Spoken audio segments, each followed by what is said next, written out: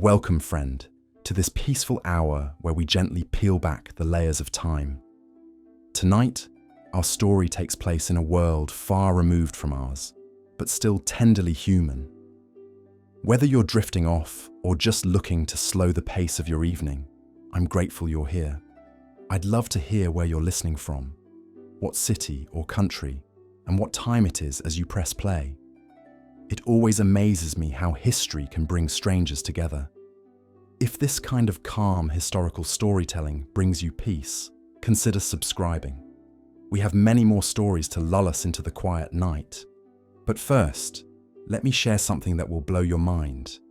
The average age for a girl to be married in medieval times wasn't 18 or even 16. In some regions, girls as young as 12 were considered ready for marriage, and the wedding night that followed was often their first and sometimes final encounter with the brutal realities of adult life. This isn't some distant historical footnote we can brush aside. This was the lived reality for millions of women across centuries of human history. Now you might be thinking, surely the wealthy had it better, right? Wrong. If anything, the stakes were even higher for noble families, where a single wedding could determine the fate of entire kingdoms, and the bride was often nothing more than a pawn in a deadly game of political chess. Why medieval weddings were so brutal, Part 1. Let's start with the most disturbing aspect of medieval marriages, the children involved. In medieval Europe, the concept of childhood as we understand it today simply didn't exist. Children were viewed as small adults, and girls in particular were seen primarily through the lens of their reproductive potential.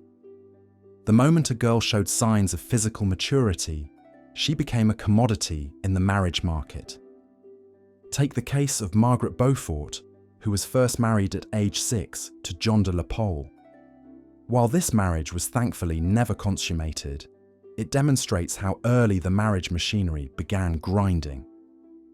Margaret would go on to be married 4 times, bearing her only child, the future Henry VII, when she was just 13 years old.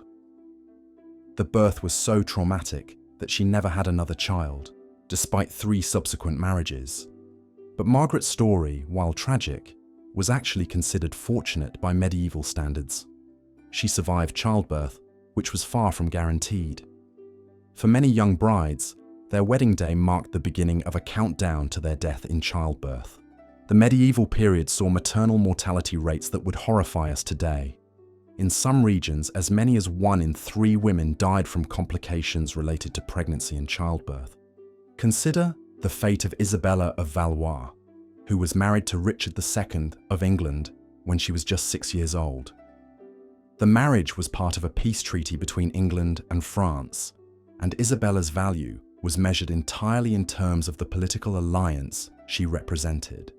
When Richard II was deposed and murdered, 11-year-old Isabella found herself a widow, immediately thrust back into the marriage market as a valuable political asset. The wedding ceremonies themselves were often elaborate affairs, but not for the reasons you might think. These weren't celebrations of love or even family unity. They were public demonstrations of wealth, power, and political alliances. The bride and groom were often the least important people at their own wedding. Let me paint you a picture of what a typical noble wedding looked like in medieval times. The bride would be dressed in the finest clothes her family could afford, not because it was her special day, but because her appearance reflected directly on her family's status and wealth. Every detail of her outfit, from the fabric to the jewelry, sent a message about her family's political connections and financial resources. The ceremony itself was a complex web of legal and religious obligations. Marriage contracts were drawn up months or even years in advance, detailing everything from the bride's dowry to the specific lands and titles that would change hands. These weren't romantic documents. They read more like business mergers, complete with clauses about what would happen if the bride failed to produce male heirs, or if political circumstances changed. The religious ceremony, while important, was often secondary to the legal and political aspects of the union. The church's role was to legitimize what was essentially a business transaction, providing divine sanction for arrangements that had been made for entirely worldly reasons. But here's where things get truly dark. The wedding night wasn't just the beginning of a marriage. It was often a young girl's introduction to violence and trauma that would define the rest of her life. Medieval medical texts and personal accounts from the period reveal a shocking acceptance of what we would today recognize as sexual assault and abuse. Young brides were often given little to no preparation for what would happen on their wedding night. Many had never been alone with a man before, let alone been intimate with one. The concept of consent, as we understand it today, was virtually non-existent. A wife's body belonged to her husband, legally and practically, and resistance was not just discouraged, but often violently suppressed. The brutal reality was that many medieval marriages were consummated through what amounted to rape. Historical records from the period include advice to new husbands on how to break in their young wives, language that reveals the violent nature of these encounters. Medical texts from the time discuss treatments for injuries that new brides commonly sustained, injuries that speak to the physical trauma these young women endured. Agnes Paston, a member of the English gentry in the 15th century, wrote letters describing the abuse she witnessed and experienced. In one particularly harrowing account, she describes how a 14-year-old bride was so severely injured on her wedding night that she required medical attention for weeks afterward. The girl's injuries were so extensive that there were doubts about whether she would survive to fulfill her primary purpose, bearing children. This wasn't considered scandalous or unusual. It was simply the reality of medieval marriage. Young women were expected to endure whatever their husbands inflicted upon them, and their families were often complicit in this abuse. After all, the bride's family had already received their payment in the form of political alliance or financial compensation.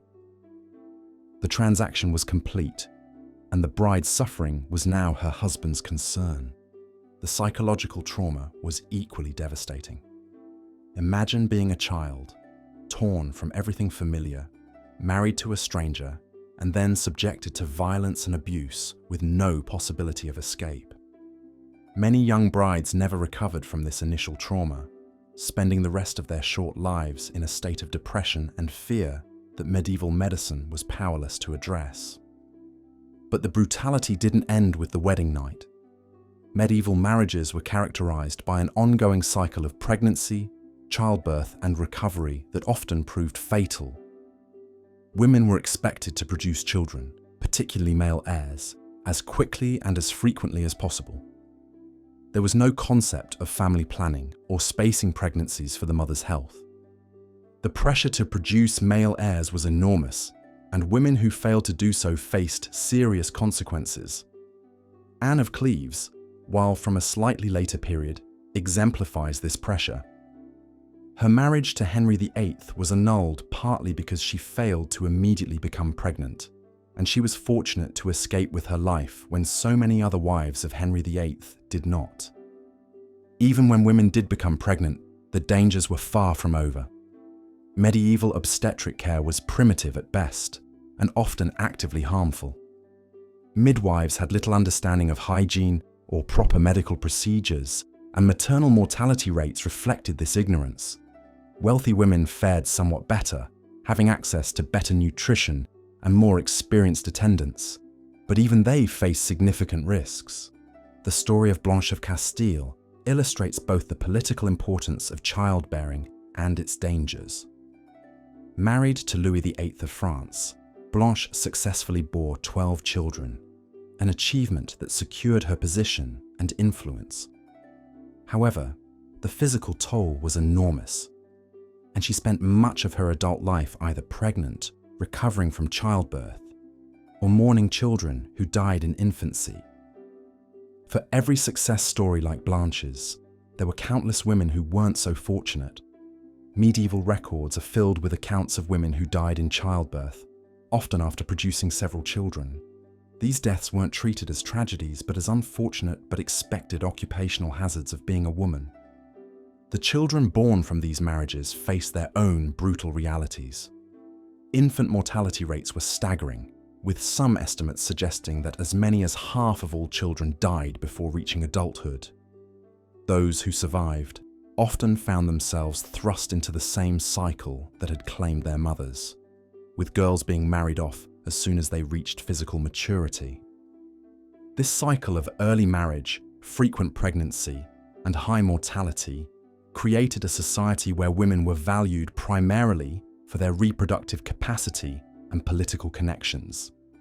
Their individual desires, dreams, and well-being were secondary considerations at best.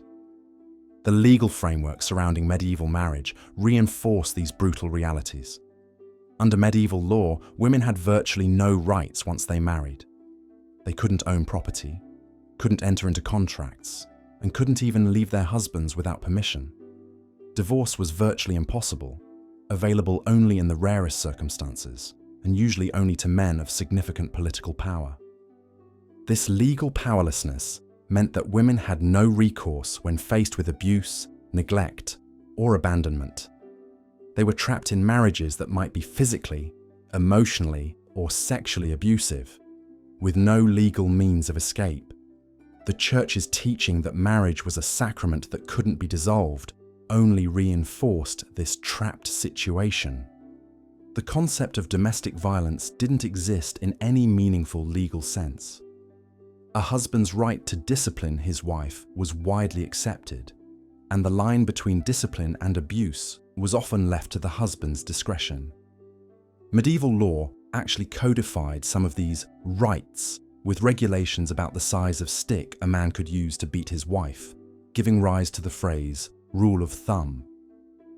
Economic considerations were paramount in arranging these marriages, often at the expense of any consideration for the individuals involved.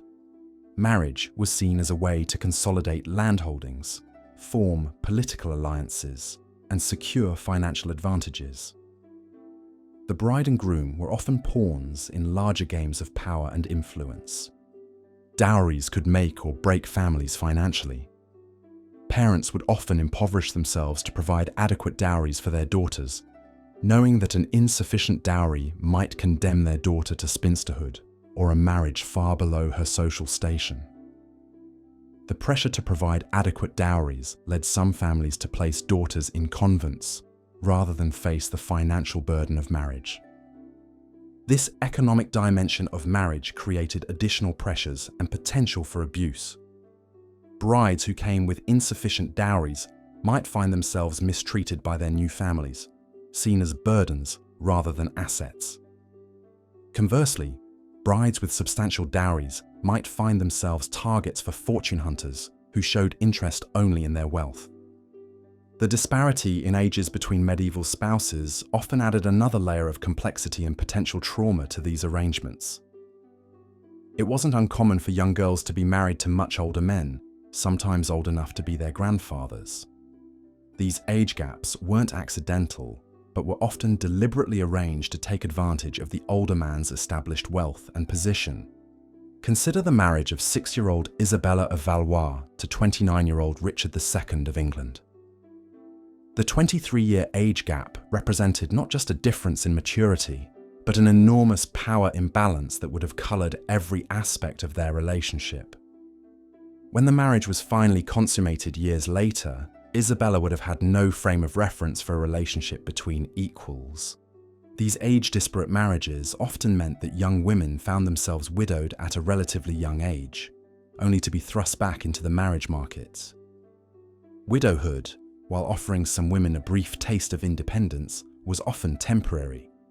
Young widows, especially those with valuable political connections or substantial inheritances, were quickly remarried to serve new political or economic purposes. The psychological impact of these brutal marriage practices extended far beyond the individuals directly involved. Entire societies were shaped by systems that treated women as property and children as commodities. The normalization of violence and abuse within marriage had ripple effects throughout medieval culture, influencing everything from literature to law to religious teaching. Medieval literature, while often romanticizing courtly love, also reveals the underlying brutality of marriage practices.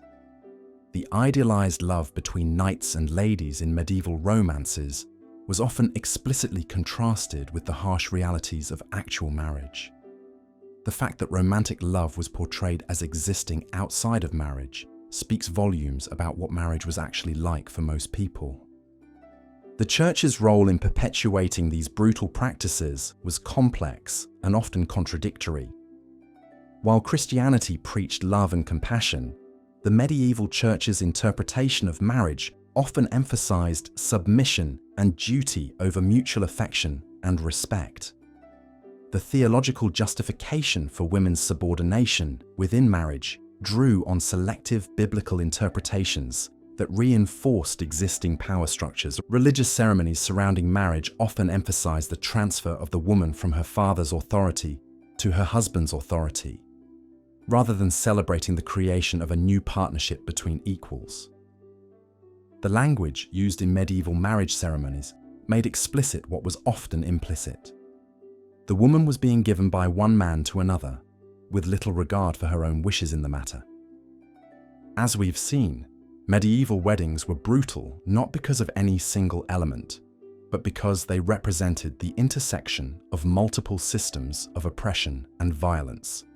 The combination of extreme youth, legal powerlessness, economic pressure, physical danger, and social isolation created a perfect storm of suffering for medieval brides. These weren't isolated incidents or exceptions to otherwise humane practices. This was the systematic and normalized treatment of women and children in a society that valued political and economic advantage over individual human dignity and well-being. The brutality was built into the very structure of medieval society, making it nearly impossible for individuals to escape or resist. The legacy of these brutal practices extended far beyond the medieval period, influencing marriage customs and women's rights for centuries to come. Many of the legal principles that governed medieval marriage persisted well into the modern era, and some of the attitudes and assumptions that justified medieval marriage practices can still be found in various forms today. Understanding the true brutality of medieval weddings isn't just an academic exercise in historical analysis. It's a reminder of how far we've come in recognizing the basic human rights and dignity of women and children, and a warning about how quickly those advances can be lost if we're not vigilant in protecting them. The young girls who were subjected to these brutal marriage practices weren't statistics or historical footnotes. They were real people with hopes, fears, dreams, and desires that were systematically crushed by a society that valued them only for their reproductive capacity and political utility. Their suffering was real, their trauma was lasting, and their voices were silenced by systems designed to keep them powerless. As we reflect on these historical realities, we must remember that progress in human rights and dignity is never guaranteed and never permanent. The same impulses that created these brutal marriage practices still exist in various forms today, and it takes constant vigilance and effort to ensure that we continue moving toward greater recognition of human dignity and equality. The story of medieval weddings is ultimately a story about power. Who has it, who lacks it, and how it's used to exploit and control others.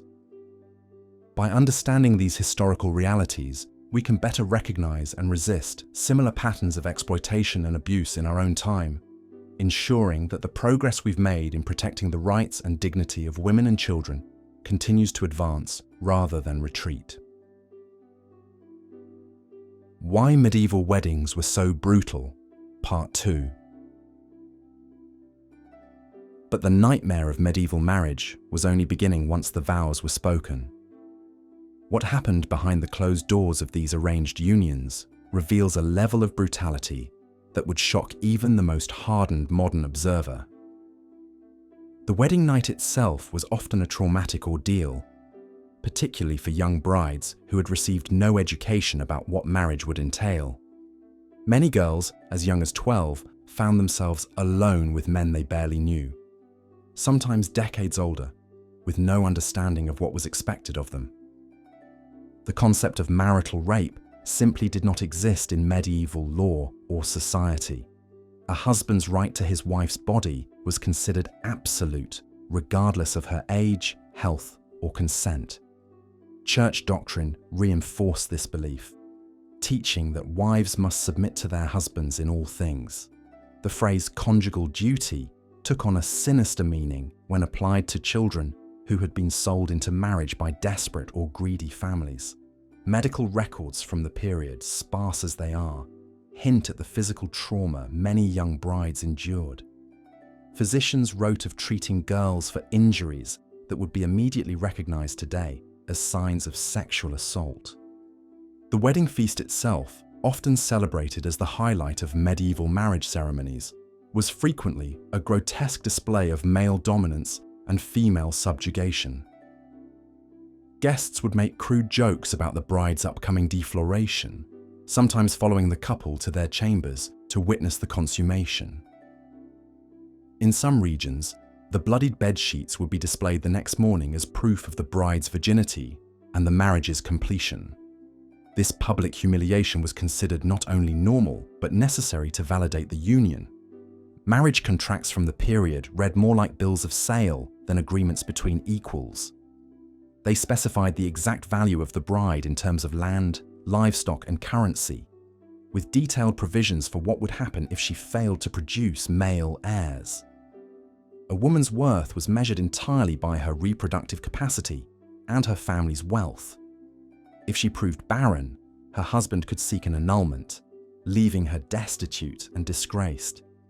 If she bore only daughters, she might face abandonment or even accusations of witchcraft. The daily reality of married life for medieval women was one of constant surveillance and control. Husbands had the legal right to beat their wives, provided they didn't kill them outright.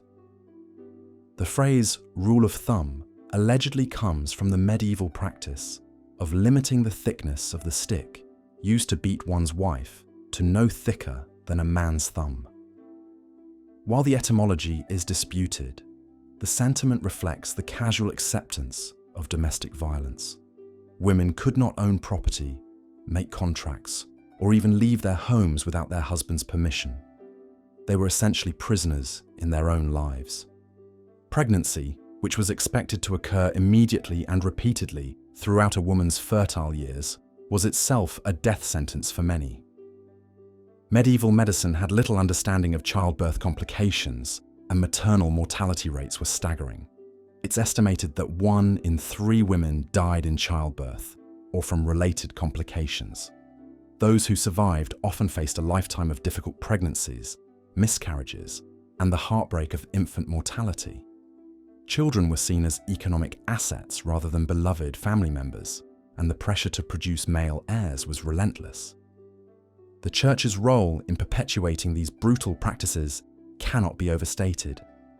Religious doctrine taught that women were inherently sinful, the daughters of Eve who had brought sin into the world. Marriage was presented as a necessary evil to contain female sexuality and ensure legitimate heirs. Priests would counsel wives to endure beatings and marital rape as penance for their inherent wickedness. Divorce was virtually impossible, and women who fled abusive marriages faced excommunication and social exile. The psychological trauma inflicted by these marriages was immense, though rarely documented. Letters and diaries from literate noble women hint at the desperation many felt. Some speak of praying for death rather than facing another pregnancy. Others describe feeling like trapped animals, valued only for their wombs and their silence. The concept of companionate marriage, where spouses might find friendship or even love, was not just rare but actively discouraged as a dangerous distraction from a woman's duties. Even the few protections that existed on paper were rarely enforced. Canon law technically required consent from both parties, but this consent could be coerced, purchased, or simply fabricated. A girl's yes, given under threat of violence or starvation, was considered legally binding. Church courts, theoretically available to hear complaints of abuse, were dominated by men who shared the prevailing attitudes about women's roles. Cases of extreme brutality might result in mild censure, but rarely in any meaningful protection for the victim. The economic aspects of medieval marriage were equally brutal. Women brought dowries to their marriages, essentially paying men to take them as wives. Once married, everything they owned became their husband's property. Widows might inherit a small portion of their husband's estate, but only if they remained unmarried and chaste. Remarriage meant losing even these meager rights. The pressure to remain financially dependent kept women trapped in abusive situations with no means of escape. The wedding ceremony itself was designed to reinforce these power dynamics. The bride was literally given away by her father to her husband, like a piece of property changing hands. Wedding vows included promises of obedience that were legally binding.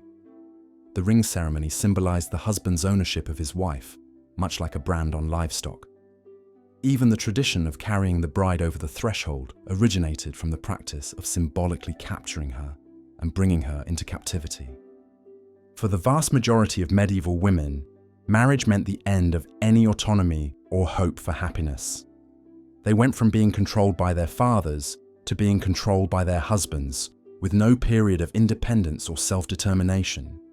Their lives were mapped out from birth, childhood preparation for marriage, a brutal wedding night, decades of pregnancy and childbearing, and finally, if they survived, a lonely widowhood dependent on male relatives' charity. The idea that marriage could be a partnership between equals was not just foreign, but heretical. The brutality of medieval weddings and marriages wasn't an unfortunate side effect of the times. It was the system working exactly as designed. These practices served to maintain male power, transfer wealth between families, and ensure the continuation of patriarchal bloodlines. Women were the casualties of a system that viewed them as less than human, valuable only for their reproductive capabilities and their labor. The romantic notions we have today about medieval chivalry and courtly love existed only in literature, and only for a tiny elite. For the overwhelming majority, marriage was a form of legalized slavery that lasted until death. This legacy of brutality didn't end with the medieval period. Many of these attitudes and practices persisted for centuries, some echoing into modern times. Understanding this history isn't just an academic exercise. It's crucial for recognizing how deeply embedded these power structures remain in our society. The fight for women's rights, for true equality in marriage, and for the recognition of women as full human beings worthy of dignity and respect is still ongoing. The medieval period shows us how far we've come, but also how vigilant we must remain to protect the progress that has been made. Looking at your script and the reference materials, I can see you're creating an engaging historical narrative about medieval wedding brutality. Here's part 3 of your 12-part script, continuing from where you left off. The institution of marriage in medieval times was not merely a union between two people, but a complex web of legal, economic, and social arrangements that often trapped women in cycles of violence and subjugation. To understand the true brutality of medieval weddings, we must examine how these ceremonies served as the formal beginning of a woman's legal death. Under the doctrine of coverture, which dominated medieval legal systems across Europe, a married woman ceased to exist as a legal entity the moment she spoke her wedding vows. The very phrase "to cover" meant that a husband's legal identity completely absorbed his wife's. She could not own property, sign contracts, or even control her own wages if she worked. Everything she had been, everything she owned, and everything she would ever earn became his property as surely as his livestock or his land. This legal erasure was not some abstract concept confined to dusty law books. It had immediate and devastating consequences that began on the wedding day itself. Picture a young bride, perhaps only 13 or 14 years old, standing before a priest and formally surrendering not just her autonomy, but her very existence under the law. The wedding ceremony was essentially a transfer of ownership, with the bride's father handing over his property to her new husband in exchange for political alliance or financial gain. The wedding night itself was often the first manifestation of this complete legal powerlessness. With no concept of marital rape existing in medieval law, a husband could do whatever he pleased to his wife without fear of legal consequence. She had no right to refuse him, no right to seek help if he hurt her, and no right to leave if the situation became unbearable. The wedding bed became a place of terror for countless young women who had no understanding of what was about to happen to them. Medieval medical texts reveal the shocking ignorance surrounding women's bodies and sexuality. Physicians believed that women were simply defective men with reproductive organs that had failed to develop properly due to insufficient heat in the womb. This fundamental misunderstanding of female anatomy meant that the physical trauma experienced by young brides was often dismissed or ignored entirely. Pain during intercourse was considered normal, even desirable, as it was thought to help women conceive male children. The pressure to produce offspring, particularly male heirs, created another layer of brutality in medieval marriages. A woman's worth was measured almost entirely by her ability to bear sons who could inherit their father's property and titles. Those who failed to conceive quickly enough faced accusations of barrenness, which could lead to divorce, abandonment, or even accusations of witchcraft. The terror of infertility drove many women to consume dangerous potions and submit to painful medical procedures that often did more harm than good. Consider the case of Eleanor of Aquitaine, one of the most powerful women of the medieval period. Despite her immense wealth and political influence, she was still subject to the brutal realities of medieval marriage. Her first marriage to Louis VII of France was annulled, partly because she had failed to produce a male heir after 15 years. She was immediately remarried to Henry II of England, demonstrating how even queens were valued primarily for their reproductive capacity rather than their individual worth or achievements. The physical dangers of childbirth in medieval times cannot be overstated. Without proper medical knowledge or sanitary conditions, pregnancy and delivery were often death sentences. Maternal mortality rates were staggering, with some estimates suggesting that 1 in 4 women died in childbirth. Those who survived often faced years of repeated pregnancies that left their bodies broken and their health permanently compromised. The average noblewoman might expect to be pregnant nearly continuously from her wedding day, until menopause or death, whichever came first. The psychological toll of these marriages was equally devastating. Young women were torn from their families and sent to live among strangers who often viewed them with suspicion or hostility. They had no friends to confide in, no family to protect them, and no legal recourse when their husbands abused them. Depression and madness were common among medieval wives, though these conditions were typically attributed to female weakness rather than the traumatic circumstances of their lives. The Church, which wielded enormous influence over medieval society, actively reinforced these oppressive marriage practices through its teachings and canon law. Biblical passages about wives submitting to their husbands were emphasized, while verses about mutual love and respect were largely ignored. Priests regularly preached that women were inherently sinful and needed the firm guidance of male authority to keep them on the righteous path. The story of Eve's temptation of Adam was used to justify treating all women as potential sources of corruption and evil. This religious justification for female subjugation extended far beyond the pulpit. Medieval art and literature consistently portrayed women as either pure, passive virgins or dangerous, sexually voracious temptresses. There was no middle ground that allowed for women to be seen as complex human beings with their own desires, ambitions, and capabilities. This cultural messaging reinforced the idea that women needed to be controlled and dominated for the good of society. The economic aspects of medieval marriage further entrenched women's powerlessness.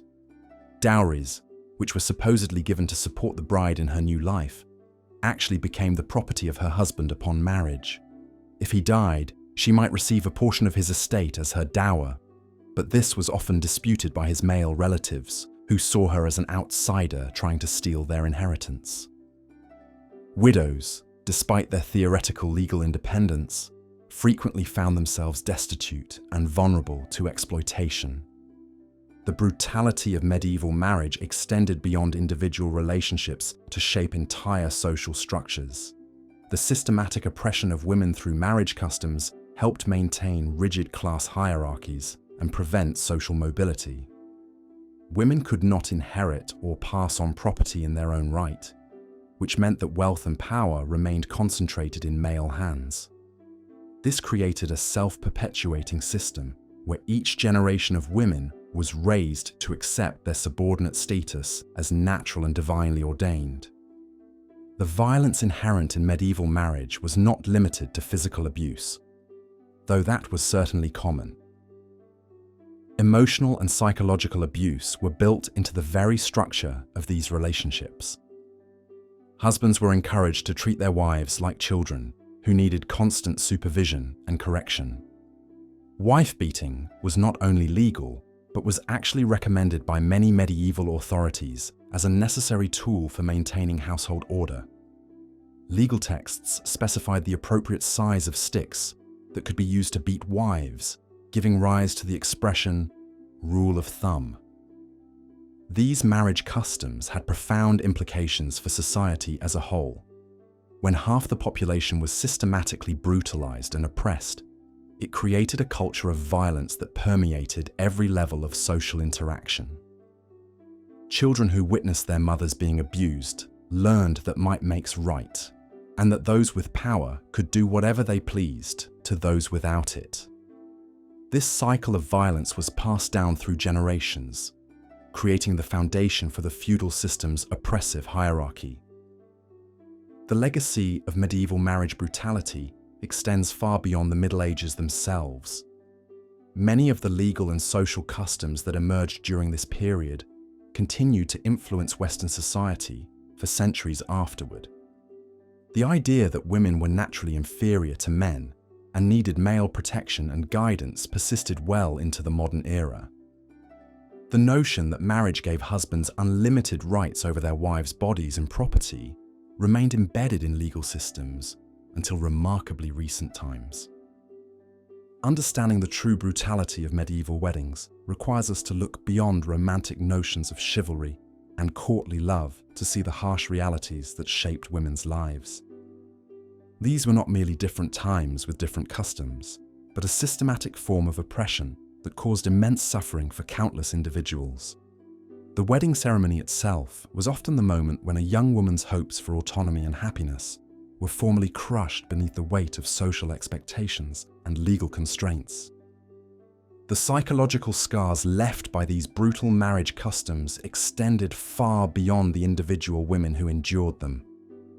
They shaped cultural attitudes about gender, power, and relationships that influenced literature, art, religion, and law for centuries to come.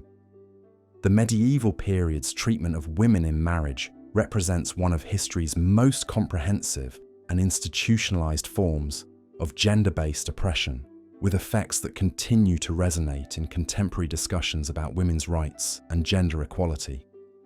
By examining these historical realities honestly and unflinchingly, we can better understand how far society has progressed in recognizing women's fundamental humanity and rights.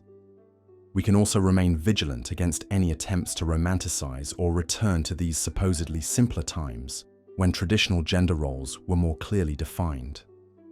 The truth is that these traditional roles were maintained through systematic violence and oppression that caused immeasurable suffering to generations of women who deserved far better than the brutal fate that medieval marriage customs imposed upon them. Why medieval weddings were so brutal, Part 4. We've seen how medieval marriages trapped women in legal servitude, reduced them to breeding stock, and subjected them to systematic violence sanctioned by both church and state. But to truly understand the brutal machinery of medieval matrimony, we must examine the wedding itself. That supposedly joyous ceremony that was, in reality, a carefully orchestrated ritual of submission, humiliation, and the complete erasure of a woman's identity. Picture, if you will, a typical medieval wedding morning. While modern brides wake to excitement and anticipation, a medieval bride often woke to terror. She might be as young as 12, having never met her husband-to-be, knowing only that her father had negotiated the terms of her sale like livestock at market. The night before, her family would have finalized the bride price, the sum her husband paid to acquire her, as if she were a prize heifer or a particularly valuable horse. The morning preparations were not about beauty or joy, but about display and possession. The bride was dressed not to please herself, but to advertise her father's wealth and her new husband's acquisition. Her clothing, jewelry, and even her hairstyle were chosen to demonstrate her value as property.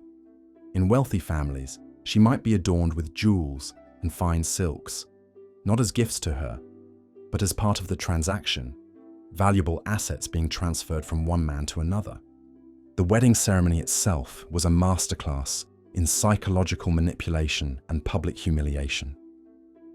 Unlike today's ceremonies that celebrate mutual love and partnership, medieval weddings were designed to break the bride's spirit and demonstrate her complete subjugation.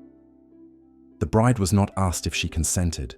Consent was assumed to have been given by her father when he signed the marriage contract.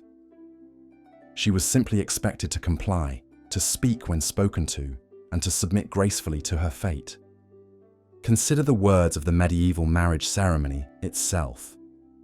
The bride was required to vow obedience to her husband, not mutual respect or partnership, but absolute, unquestioning obedience. She promised to be bonny and buxom in bed and at board, essentially vowing to be sexually available whenever her husband demanded and to serve his every need. The husband, meanwhile, made no such promises of obedience. His vows were about protection and provision, casting him as the benevolent master of a grateful servant. The symbolism of the ceremony was equally brutal. The bride was literally handed from one man to another, passed like property from father to husband. The wedding ring was not a symbol of mutual commitment, but a mark of ownership, much like the brand on cattle or the collar on a dog. In many regions, the groom would place the ring on each of the bride's fingers in turn, reciting, "In the name of the Father, and of the Son, and of the Holy Ghost," before finally settling it on the fourth finger, a ritual that symbolically bound her to him through divine authority. But perhaps most disturbing was the public nature of these ceremonies, designed to ensure there could be no escape, no claim that the marriage was invalid. Witnesses were required not just to observe the happy couple, but to legally verify that the woman had been properly transferred to her new owner. The community became complicit in her enslavement, their presence serving as a legal guarantee that she could never claim the marriage was forced or invalid. The wedding feast that followed was equally revealing of the brutal power dynamics at play. While the groom celebrated with other men, drinking and boasting about his new acquisition, the bride often sat in terrified silence, knowing that the evening would end with her first sexual encounter, an event that was rarely consensual and often violent. The other women at the feast, rather than offering comfort, would often regale her with horror stories of their own wedding nights, as if sharing trauma was some sort of twisted bonding ritual. What made these ceremonies particularly insidious was how they wrapped this systematic abuse in the language of celebration and divine blessing. The church taught that marriage was a sacred sacrament, blessed by God Himself. This religious sanctioning made resistance not just socially impossible, but spiritually dangerous. A woman who fought against her marriage wasn't just defying her father and husband, she was defying God Himself, risking eternal damnation for the crime of wanting autonomy over her own life. The wedding night itself deserves special attention for its ritualized brutality. What modern society recognizes as rape was not only legal within marriage, but expected and celebrated. The deflowering of the bride was seen as the husband's right and the completion of the transaction. There was no expectation of gentleness, no consideration of the bride's feelings or desires. She was expected to submit to whatever her husband demanded, no matter how painful or degrading. In many cultures, proof of the bride's virginity was required, with bloodied sheets displayed as evidence that the husband had successfully claimed his property. If no blood was found, the bride could be accused of not being a virgin, leading to annulment, disgrace, and sometimes violence. This practice turned the wedding night into a performance of dominance and submission, with the bride's pain serving as entertainment for the wedding guests, who might wait outside the chamber for proof of consummation. The morning after the wedding brought no relief, only the beginning of a lifetime of sanctioned abuse. The new wife woke to find herself legally dead. Her property now belonged to her husband. Her children would bear his name, and even her body was no longer her own. She had become what legal scholars called a femme covert, a woman whose very existence was covered by her husband's legal identity. She could not own property, could not enter contracts, could not even file legal complaints against her husband, no matter what he did to her.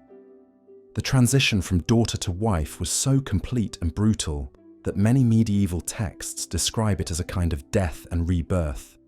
The woman who had existed before marriage was considered to have died, replaced by an entirely new legal entity whose only purpose was to serve her husband's needs. Her maiden name was abandoned, her family ties severed, and her individual identity erased so completely that she often lost even the right to be buried in her family's plot. For the families involved, these wedding ceremonies were business transactions dressed up as celebrations. The bride's family celebrated getting rid of a financial burden and securing political or economic advantages. The groom's family celebrated acquiring valuable property that would produce heirs and manage their household. The bride herself was rarely consulted about her feelings regarding any of this. Her emotions were considered irrelevant to the important business of male alliance building. The guests at these weddings understood exactly what they were witnessing. They weren't celebrating love or partnership. They were witnessing the legal transfer of human property and the beginning of what was essentially sanctioned slavery. The toasts and celebrations were for the men who had successfully negotiated the transaction, not for the woman whose life had just been destroyed. The brutality of medieval weddings extended beyond the ceremony itself to the complete reshaping of the bride's daily existence. From the moment she said, "I do," her life was no longer her own. Her time, her body, her thoughts, and her future all became the property of a man she might have met only days or hours before. The wedding ceremony didn't just mark a change in her legal status. It marked the end of her existence as an autonomous human being. What makes this system particularly horrifying is how it was presented as natural, inevitable, and divinely ordained. Young girls were raised from birth to accept that this fate awaited them, that their highest purpose was to submit gracefully to their own enslavement. They were taught that resistance was not just futile, but sinful, that God Himself had designed them for this subservient role. The psychological conditioning began in infancy and was reinforced by every institution in medieval society. The Church played a particularly sinister role in sanctifying this abuse. By declaring marriage a holy sacrament, religious authorities gave divine approval to what was essentially a system of human trafficking. They taught that a wife's submission to her husband was submission to God, that her suffering was spiritually purifying, and that any attempt to resist her fate was an act of rebellion against divine will. This religious manipulation made escape psychologically as well as practically impossible. Medieval wedding ceremonies were not anomalies or corruptions of a better system. They were the logical expression of a society built on the systematic oppression of women. Every aspect of these rituals, from the bride price to the public consummation, was designed to reinforce the idea that women were property to be bought, sold, and used as men saw fit. The ceremony itself was a public demonstration of male power and female powerlessness, a ritualized humiliation that set the tone for the bride's entire married life. The legacy of these brutal practices extended far beyond medieval times. The legal principles established in medieval marriage law, that women were property, that husbands owned their wives' bodies, that marital rape was impossible, persisted in Western law for centuries. It wasn't until the late 20th century that many countries finally recognized that a husband could rape his wife, that women had the right to refuse sex even within marriage, and that domestic violence was a crime rather than a husband's prerogative. Understanding the true nature of medieval weddings helps us see how the institution of marriage was weaponized against women for centuries. These ceremonies weren't celebrations of love, but ritualized destructions of female autonomy. They weren't the beginning of partnerships, but the formalization of ownership. And they weren't blessed unions, but systematic human rights violations sanctioned by law, custom, and religion.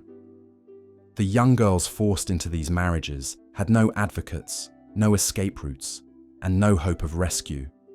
They were sacrificed on the altar of male ambition and social control, their lives destroyed before they had even truly begun. Their suffering was not incidental to the system, but essential to it, the visible demonstration that women existed solely for male benefit and that resistance to male authority would not be tolerated. As we examine these historical practices, we see how institutions that claim to protect and honor women actually served to brutalize and control them. The medieval wedding was perhaps the most perfect expression of this hypocrisy, a ceremony that celebrated the destruction of a human being's autonomy while claiming to honor the sacred bond of marriage. It was brutality disguised as beauty, oppression wrapped in the language of love, and slavery sanctified by the church. The true horror of medieval weddings lay not just in their immediate brutality, but in their systematic nature. This wasn't random violence or individual cruelty. It was an entire society's coordinated effort to ensure that women remained powerless, that their bodies and lives served male interests, and that any dreams of autonomy or self-determination were crushed before they could take root. The wedding ceremony was where this crushing began, and for most women, it was where their hopes for happiness, freedom, or dignity died forever. Based on the reference materials provided, here's part 5 of the 12-part script, Why Medieval Weddings Were So Brutal. The true horror of medieval weddings wasn't just confined to the ceremony itself or the wedding night. It extended into every facet of married life, creating a systematic web of control that would ensnare women for their entire existence. Once the marriage contract was signed and the vows spoken, a woman's legal identity was completely erased through a doctrine known as coverture. This wasn't just a legal technicality. It was the complete obliteration of a human being's right to exist as an independent person. Under coverture, a married woman became what legal scholars called femme couverte, meaning she was literally covered by her husband's legal identity. She could not own property, sign contracts, or even sue someone in court without her husband's permission. Every penny she earned, every possession she brought to the marriage, every inheritance she might receive, all of it legally belonged to her husband. She had become, in the eyes of the law, nothing more than an extension of his will. The legal scholar William Blackstone would later describe this arrangement with chilling clarity. The very being or legal existence of the woman is suspended during the marriage, or at least is incorporated and consolidated into that of the husband. This wasn't hyperbole. It was the literal truth of medieval marriage law. A woman's legal existence was suspended, as if she had died the moment she spoke her wedding vows. Consider the practical implications of this erasure. A married woman could not make a will without her husband's consent. She could not buy or sell anything, no matter how trivial. She could not even give away her own clothes or personal items. If she worked and earned money, those wages automatically belonged to her husband. If someone owed her money from before her marriage, her husband could collect that debt as his own property. She had no legal recourse if her husband chose to sell her possessions, spend her inheritance, or even give away her children to others. The system was so thoroughly designed to eliminate female agency that even a woman's body was considered her husband's property. The legal concept of conjugal rights meant that a husband could not be guilty of raping his wife. It was legally impossible because she had no right to refuse him. Her body, her sexuality, her reproductive capacity, all of it belonged to him as completely as his horse or his plough. This legal death extended beyond just property rights into every aspect of daily existence. A married woman could not choose where to live. Her husband could move her anywhere he pleased, regardless of her wishes or family ties. She could not choose her associates. He could forbid her from seeing friends or family members he disapproved of. She could not practice a trade or profession without his permission. She could not even leave the house without his consent. The church reinforced this legal erasure with religious doctrine that painted female submission as a divine commandment. The marriage ceremony itself included the bride's explicit promise to obey her husband, a vow that had legal as well as spiritual implications. Religious texts were constantly quoted to remind women of their subordinate status. Wives, submit yourselves unto your own husbands as unto the Lord. This wasn't just spiritual guidance, it was a legal mandate backed by both earthly and divine authority. The wedding ring, which modern couples view as a symbol of love and commitment, was in medieval times literally a symbol of ownership. The ring was placed on the bride's finger as a visible sign that she now belonged to another man. It was no different from the brand placed on cattle or the collar placed on a dog. The circular shape wasn't meant to represent eternal love. It represented the unbreakable chain that now bound her to her husband's will. Even the bride's name was stripped away in a ceremony that symbolically enacted her complete absorption into her husband's identity. She would take his surname, losing the last vestige of her individual identity. Her father's name, which had defined her throughout her childhood, was replaced by her husband's name. She was no longer Margaret, daughter of Thomas. She was now Margaret, wife of William, her entire identity defined solely by her relationship to a man. The brutality of this system was compounded by its permanence. While medieval law provided some limited grounds for annulment, such as proving the marriage had never been consummated or that the parties were too closely related, divorce was virtually impossible.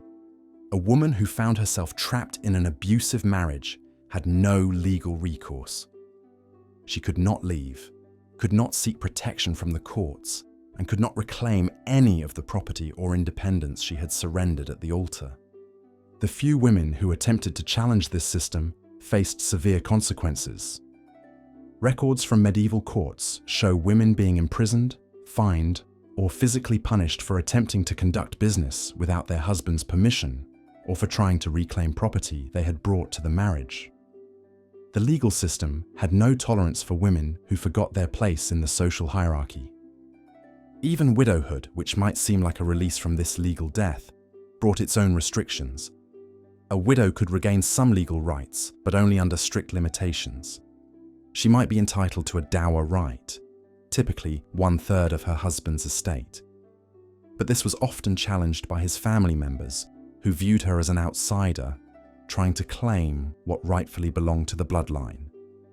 Many widows found themselves embroiled in lengthy legal battles, fighting for basic survival against hostile in-laws who wanted them gone. The psychological impact of this legal erasure cannot be overstated. Imagine growing up knowing that your entire future would involve the complete obliteration of your legal personhood. Every medieval girl understood that marriage meant legal death, that she would cease to exist as an independent being the moment she spoke her wedding vows. This knowledge shaped everything about how women saw themselves and their place in the world. The system created what we might recognize today as learned helplessness on a societal scale. Women internalized their powerlessness because they had no choice. Any attempt to assert independence was met with swift and severe punishment. They learned to navigate their restricted world by manipulating the men who controlled their lives, developing skills in persuasion and indirect influence, because direct action was forbidden to them. Some women attempted to circumvent these restrictions through elaborate legal maneuvers. Wealthy families sometimes created trusts that would allow a daughter to retain some control over her property after marriage. But these arrangements were complex, expensive, and easily challenged in court. The legal system was fundamentally designed to transfer wealth from women to men, and it fought back against any attempts to preserve female ownership. The coverture system also meant that any crimes committed by a married woman were legally considered to be her husband's responsibility. This might seem protective, but it was actually another form of control. If a woman stole something, her husband would be punished, which gave him a powerful incentive to control her behavior strictly. She couldn't even commit crimes independently.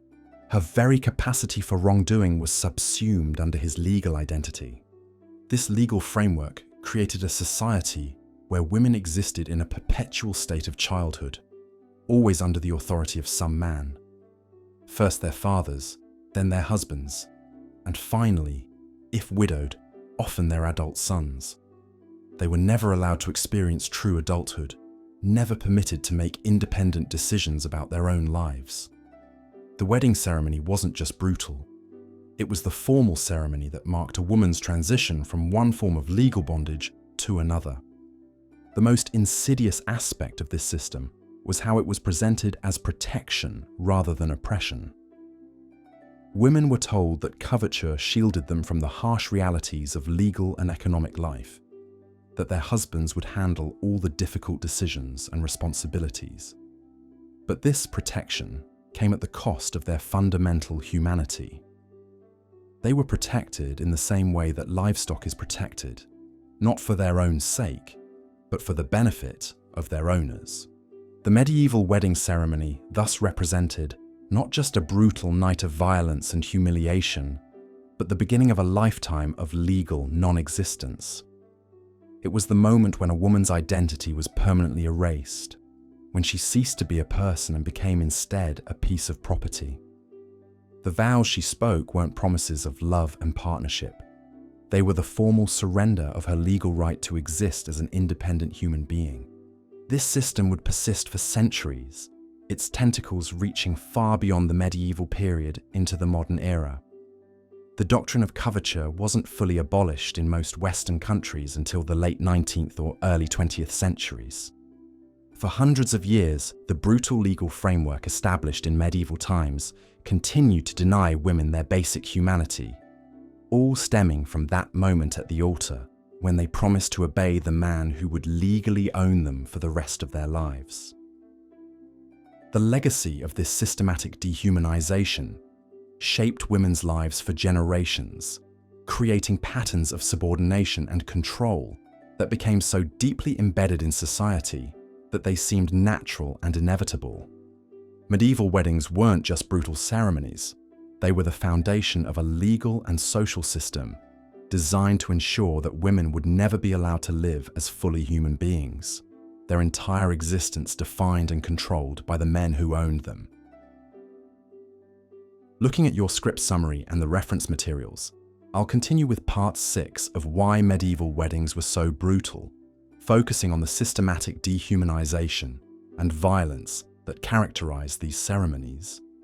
Yet perhaps the most chilling aspect of medieval weddings was how they systematically stripped away every vestige of a woman's humanity, reducing her to nothing more than a vessel for male ambition and dynastic continuity.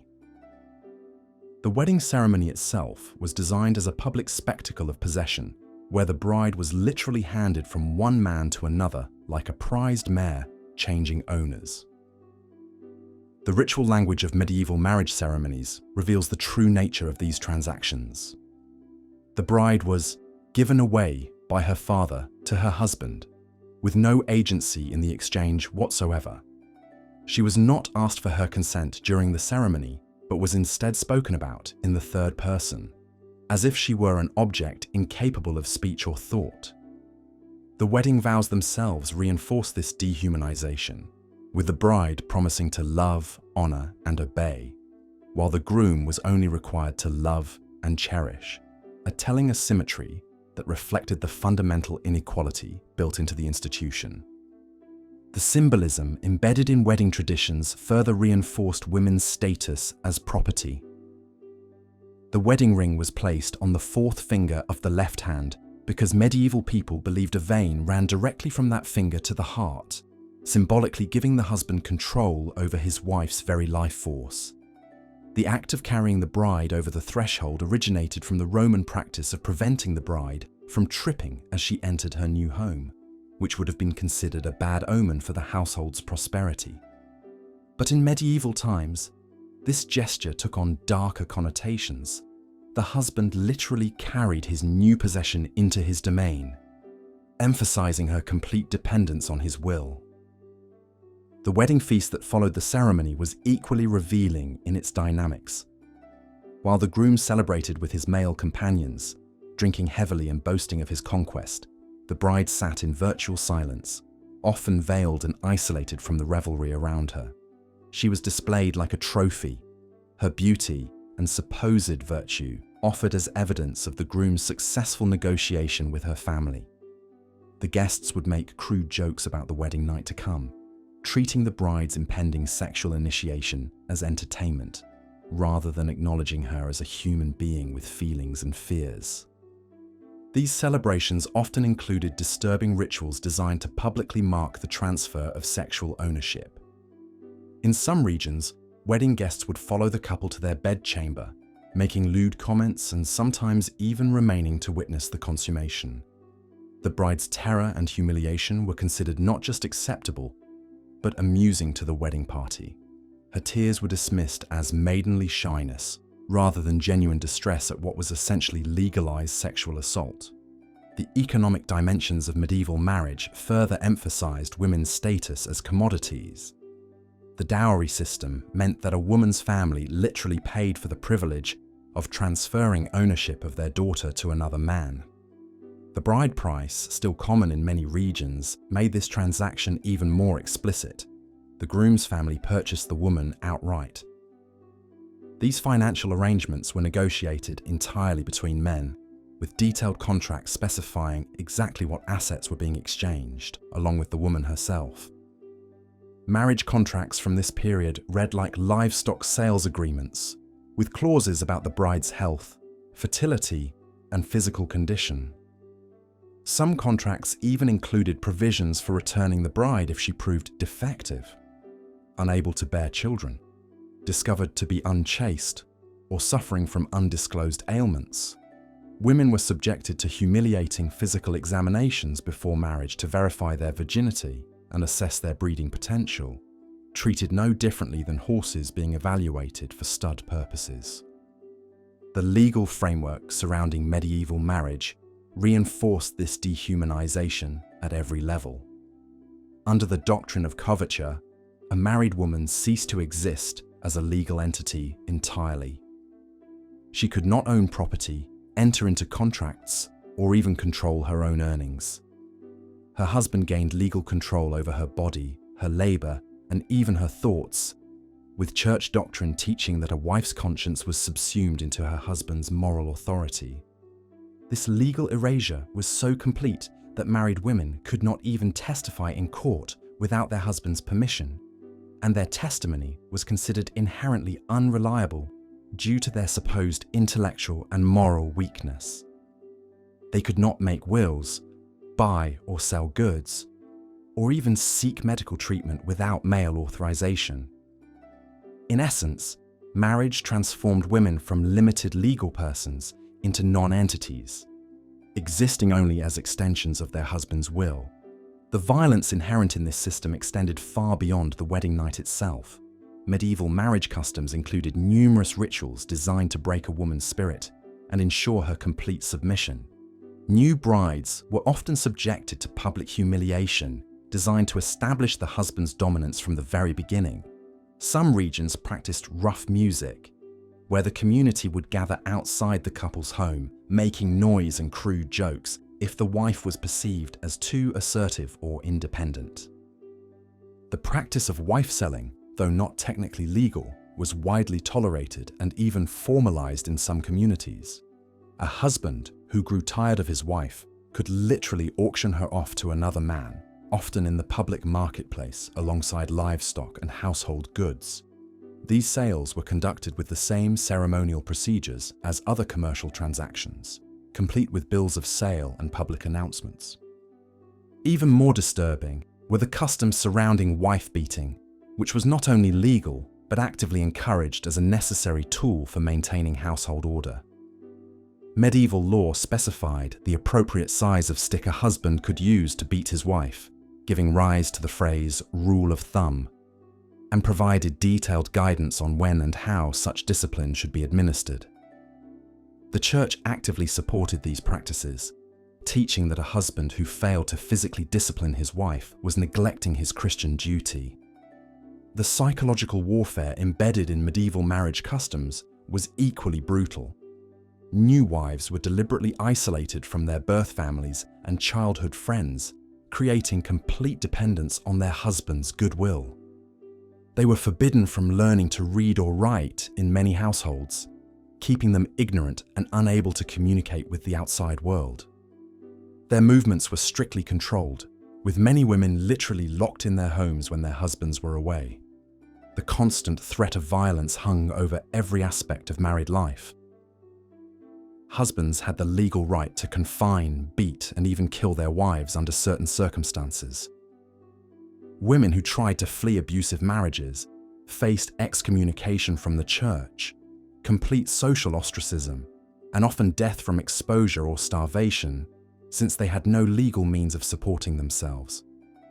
Medieval wedding customs also included rituals specifically designed to terrorize the bride into submission. The tradition of the groom removing the bride's garter in front of wedding guests was a public preview of the sexual dominance to come.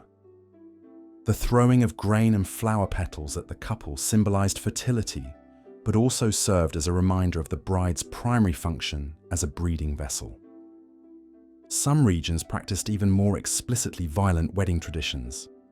In parts of medieval Europe, the groom would ceremonially cut off a lock of his bride's hair during the wedding ceremony, symbolically claiming ownership of her body.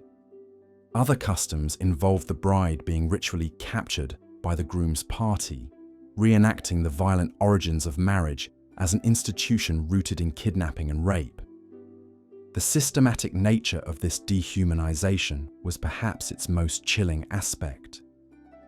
Every element of medieval wedding customs, from the language used to describe the bride to the legal frameworks governing marriage to the social expectations placed on wives, worked together to strip women of their humanity and reduce them to objects for male use and pleasure.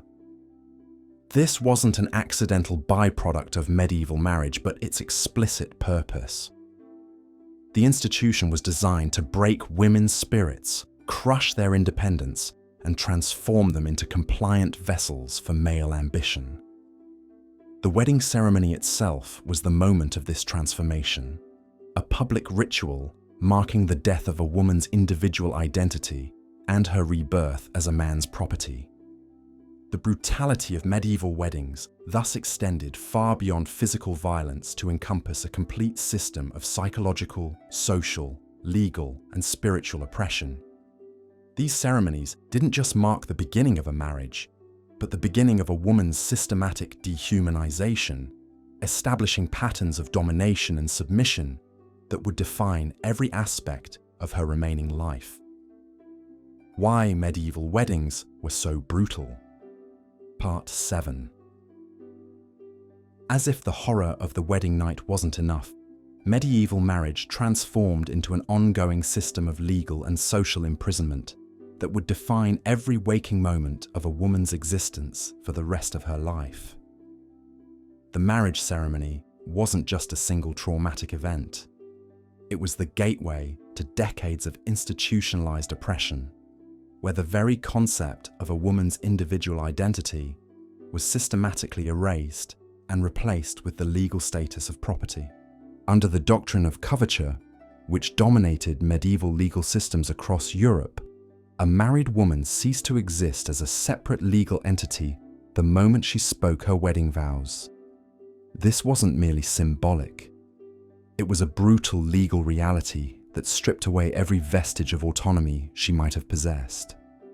The Latin phrase, baron et femme sont une personne en ley, meant that husband and wife were one person in law, but that person was always, invariably, the husband. The woman simply vanished from legal existence, absorbed entirely into her husband's legal identity, like a drop of water disappearing into an ocean. This legal erasure was so complete that a married woman could not own property, could not enter into contracts, could not sue or be sued in her own name, and could not even make a will without her husband's explicit consent. Every penny she had brought to the marriage, every piece of land, every family heirloom, every tool or animal or scrap of jewelry, all of it became her husband's absolute property the moment the marriage was consummated. She had no more legal right to the possessions she had owned since childhood than a stranger walking by on the street. The psychological impact of this total legal annihilation cannot be overstated.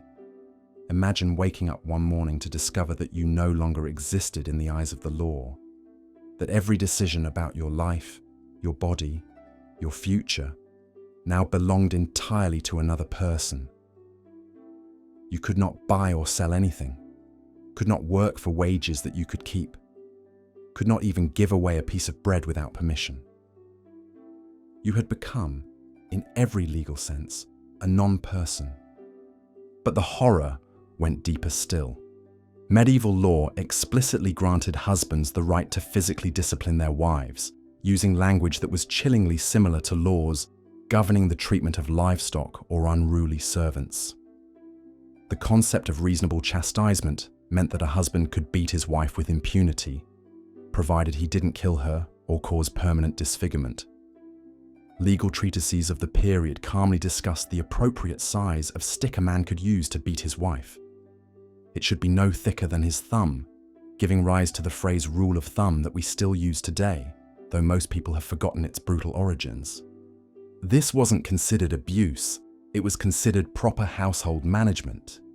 Medieval marriage manuals, written by clerics and legal scholars, instructed husbands on the proper techniques for physically correcting their wives' behavior. Women who spoke back, who failed to complete household tasks to their husband's satisfaction, who showed any sign of independence or defiance, could be beaten without legal consequence. The law didn't just permit this violence, it actively encouraged it as a necessary tool for maintaining proper order within the household. The Church provided the ideological foundation for this systematic brutalization, teaching that women's subjugation was divinely ordained. Medieval sermons regularly reminded congregations that Eve's disobedience had cursed all women with natural inferiority, making them inherently prone to sin, weakness, and rebellion against rightful male authority. Women were described as the devil's gateway, creatures whose very nature required constant supervision and correction by their moral superiors, their husbands. St. Thomas Aquinas, one of the most influential theologians of the medieval period, wrote extensively about women's natural inferiority, arguing that they were defective and misbegotten creatures, incomplete versions of the male form. This wasn't considered misogynistic rhetoric. It was accepted scientific and theological fact, taught in universities and preached from pulpits across Europe. Women's subordination wasn't just legally mandated, it was portrayed as a fundamental law of nature and divine will. The economic dimensions of this oppression were equally devastating. Since married women could not own property or enter contracts, they had no means of achieving economic independence. A woman whose husband died might find herself completely destitute if he had chosen to leave his property to someone else, which the law permitted him to do. Widows often discovered that homes they had lived in for decades, businesses they had helped build, possessions they had brought to the marriage, none of it belonged to them. They could be turned out into the street with nothing but the clothes on their backs. Even women's reproductive capacity was considered their husband's property. Medieval law granted husbands absolute sexual access to their wives' bodies. The concept of marital rape simply didn't exist, because a wife's body belonged entirely to her husband. She had no right to refuse sexual demands, no matter how violent or degrading. Pregnancy and childbirth, already extraordinarily dangerous in an age without medical care, became additional tools of control. Women were expected to risk their lives repeatedly bearing children, with no say in the timing or number of pregnancies. The isolation that accompanied medieval marriage was perhaps the cruelest aspect of all. Once married, women were expected to remain within their husband's household, venturing out only with permission and usually under supervision. The female friendships and family relationships that might have provided emotional support were systematically severed. A woman's loyalty was expected to belong entirely to her husband and his family. Maintaining close relationships with her birth family or female friends was often viewed as a form of betrayal. This isolation served a deliberate purpose. It made resistance nearly impossible. A woman who had no independent resources, no legal standing, no physical freedom, and no emotional support network had virtually no means of escaping even the most brutal treatment. The few women who did attempt to flee abusive marriages faced a legal system that would forcibly return them to their husbands, often with additional punishment for the crime of abandonment. Medieval records are filled with court cases of women being dragged back to husbands who had nearly killed them, only to face worse treatment for their attempted escape. The law considered a wife's departure from her husband's household to be theft. She was stealing herself and the children she might have borne from their rightful owner. Even women who fled to seek sanctuary in churches or convents could be forcibly retrieved if their husbands demanded it. The psychological warfare of medieval marriage extended to every aspect of daily life. Husbands controlled what their wives ate, what they wore, whom they spoke to, how they spent every hour of every day. Women lived under constant surveillance, knowing that any perceived slight or failure could result in violent punishment. The stress of this existence, the hypervigilance, the constant fear, the complete lack of agency, would have been psychologically devastating even without the physical violence that so often accompanied it. Medieval marriage contracts sometimes included specific provisions about punishment, outlining in clinical detail exactly how wives could be disciplined for various infractions. These weren't considered unusual or extreme. They were standard legal protections for husbands, ensuring that their authority within marriage was clearly established and legally enforceable. Women entered marriage knowing exactly how powerless they would become, but they had no choice in the matter. The rare women who did manage to accumulate any kind of influence or respect within their marriages did so only by completely submitting to the system that oppressed them. They gained a measure of security by becoming enforcers of the very structures that had destroyed their own autonomy, teaching their daughters to accept subjugation and helping to arrange marriages for other young women. This created a vicious cycle where the victims of the system became complicit in perpetuating it, because submission was the only path to survival. Even death provided no escape from the reach of medieval marriage law. A woman's body after death belonged to her husband, who decided how and where she would be buried. Her children remained his property, and any wealth or influence she might have accumulated during the marriage passed entirely to him. she could not even choose her own final resting place or leave messages for her children without his permission. The systematic nature of this oppression reveals the true purpose of medieval marriage. It wasn't about love, companionship, or even economic partnership. It was about the complete subjugation of women as a class. Every aspect of the institution, from the wedding ceremony itself to the legal frameworks that governed married life, was designed to break women's spirits, eliminate their agency, and transform them into completely controlled resources for male use. This wasn't an accidental byproduct of medieval society. It was the deliberate, carefully constructed foundation upon which that society was built. The subjugation of women through marriage was essential to maintaining the broader systems of feudalism and patriarchal control that defined medieval life. By reducing half the population to legal non-entities, medieval society ensured that wealth, power, and authority remained concentrated in male hands, passed down through generations of men who had learned to view women as property rather than people. The brutality of medieval marriage wasn't an aberration or an extreme example. It was the norm, the expected standard, the carefully maintained system that kept medieval society functioning according to its own twisted logic. And the most terrifying aspect of all is how long these attitudes persisted. How many of these legal principles remained in force for centuries after the medieval period ended. And how deeply these patterns of thinking about women, marriage, and male authority became embedded in the cultures that grew out of medieval European society. The legacy of medieval marriage brutality echoes through history in ways that many people today don't fully recognize.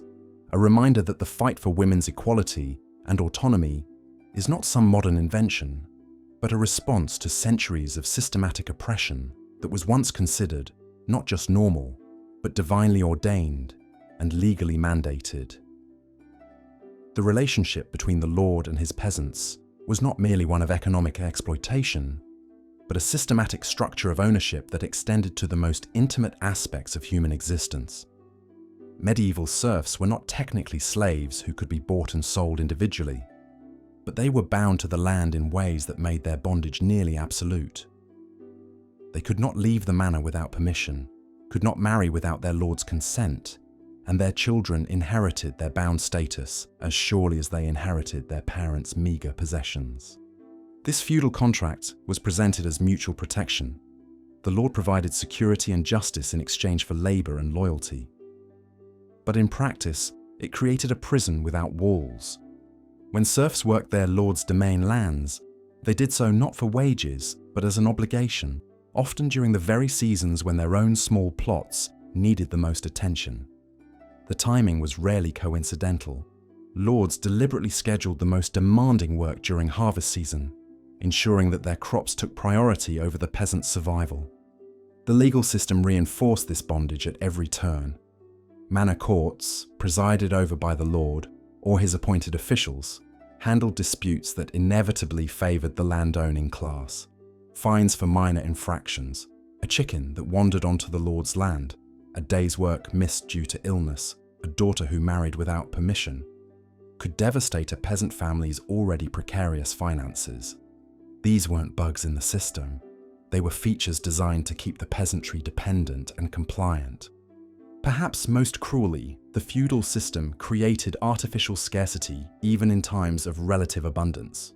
Lords maintained exclusive hunting rights over vast forests, making it a crime punishable by death for starving peasants to trap rabbits or deer. Fish ponds were similarly protected, even as children went hungry in nearby villages. The message was clear. Even the wild animals belonged to the nobility, while human beings had no inherent right to sustenance. The psychological toll of this system cannot be understated. Peasants lived with the constant knowledge that their labor enriched others while their own families remained malnourished, that their daughters might be claimed for the lord's pleasure, that their sons could be conscripted for wars that served only noble ambitions. This wasn't merely poverty. It was a deliberate architecture of humiliation designed to crush the human spirit and prevent any thoughts of resistance or self-determination.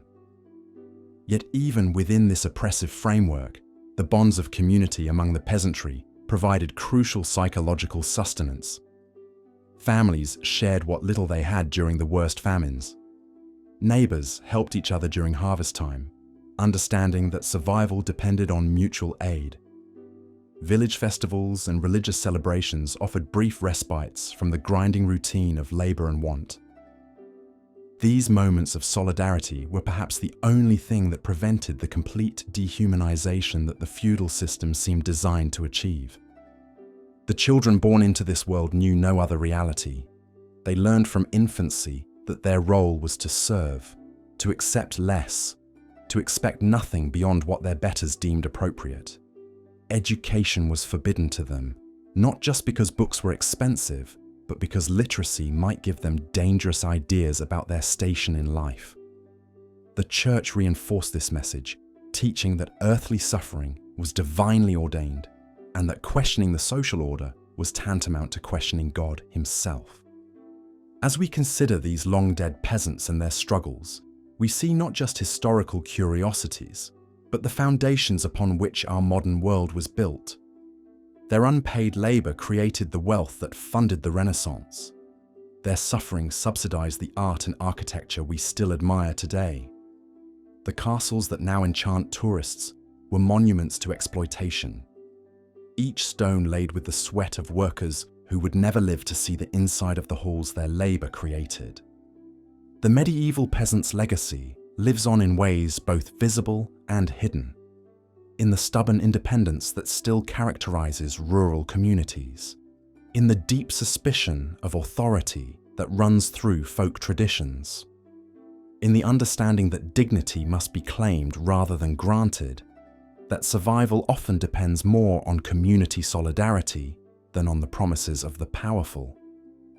Their resistance may have been quiet, their victory small, but their refusal to be completely broken echoes through the centuries as a testament to the resilience of the human spirit. Why medieval weddings were so brutal. Part 9. The systematic dehumanization of women in medieval society extended far beyond the marriage bed, permeating every aspect of their daily existence with a relentless brutality that modern minds can barely comprehend. The medieval legal system, designed entirely by men for the benefit of men, created a web of restrictions so complete that women became living ghosts, existing only at the mercy of their male overlords. Under the doctrine of coverture, a woman's legal identity was literally erased the moment she spoke her wedding vows. The Latin phrase covertura meant that she was covered by her husband's legal persona, becoming what the law coldly termed a femme couverte. This wasn't merely symbolic, it was a complete legal obliteration. She could not own property, sign contracts, or even write a will without her husband's explicit permission. If she had inherited lands or wealth before marriage, they automatically transferred to her husband, who could sell, gamble away, or destroy them without any consultation whatsoever. The woman who had once been an heiress could wake up destitute the day after her wedding with no legal recourse available. The psychological impact of this legal erasure was devastating. Imagine being told that you no longer existed as a person in the eyes of the law. Every decision about your life, where you lived, what you ate, whom you could speak to, whether you could leave the house, was now subject to another person's whims. Medieval legal texts described women as perpetual minors, never capable of reaching full legal maturity regardless of their age, intelligence, or capabilities. A woman of 40 with decades of life experience was considered less legally competent than her 15-year-old son. The brutality of this system was most apparent in the laws governing domestic violence. Medieval legal codes explicitly granted husbands the right to chastise their wives through physical force. The rule of thumb, a phrase that persists today, originated from English common law, which permitted men to beat their wives with sticks no thicker than their thumb. This wasn't considered abuse, it was considered proper household management. Legal texts compared wives to children, servants, and livestock, all of whom required physical correction to maintain order. Church doctrine provided theological justification for this systematic oppression. Medieval clergy preached that women were inherently sinful, weak-willed, and prone to temptation. They cited biblical passages about women's subordination while conveniently ignoring those about love and compassion. The story of Eve's disobedience was used to justify every restriction placed on women, as if all females carried the genetic burden of original sin and required constant male supervision to prevent them from corrupting society. Property laws were particularly vicious in their treatment of women. When a woman's husband died, she didn't inherit his estate. It passed to his male relatives or eldest son. She was entitled only to her dower, typically 1/3 of the estate's income, and even this could be contested or revoked. Widows, who might have worked alongside their husbands for decades to build family wealth, found themselves suddenly impoverished and dependent on the charity of male relatives, who often viewed them as burdens. Many were forced into convents or remarried against their will to men who wanted access to their meager dower rights. The legal system's treatment of rape reveals the depths of medieval misogyny. Rape was not considered a crime against the woman herself, but rather a property crime against her father or husband. The punishment was often a fine paid to the male guardian, as if the woman were damaged goods requiring compensation. If an unmarried woman was raped, she was frequently forced to marry her rapist, as she was now considered spoiled and unmarriageable to anyone else. This legal framework literally turned sexual violence into a pathway to acquiring a wife, incentivizing assault rather than preventing it. Women had no recourse through the courts because they could not testify in legal proceedings involving men. Their word was considered inherently unreliable, their testimony worthless. A woman could witness a crime, suffer abuse, or be defrauded, but she could not speak for herself in court. She required a male representative to speak on her behalf, and these men often had their own interests to protect. The legal system was designed to ensure that women's voices were never heard, their experiences never validated, their suffering never acknowledged. The guild system that governed medieval trades and crafts was equally exclusionary. Women were barred from most professions and could not join trade guilds that controlled economic opportunities in medieval towns. Even in trades traditionally associated with women, such as brewing or textile work, men gradually took control as these industries became profitable. Women were pushed into the lowest paying, most precarious forms of labor: domestic service, street vending, or prostitution. They had no economic independence and no pathway to financial security outside of marriage. Educational opportunities were virtually non-existent for women. While some noble daughters might learn basic literacy from tutors or in convents, the vast majority of women were deliberately kept ignorant. Knowledge was seen as dangerous in female hands, potentially leading to questioning of male authority or religious doctrine. Universities were exclusively male institutions, and women were barred from studying law, medicine, or theology, the very fields that shaped their oppression. The brutality of medieval marriage extended into the most intimate aspects of women's lives. Husbands had absolute sexual rights over their wives' bodies, and the concept of marital rape simply did not exist in legal or moral frameworks.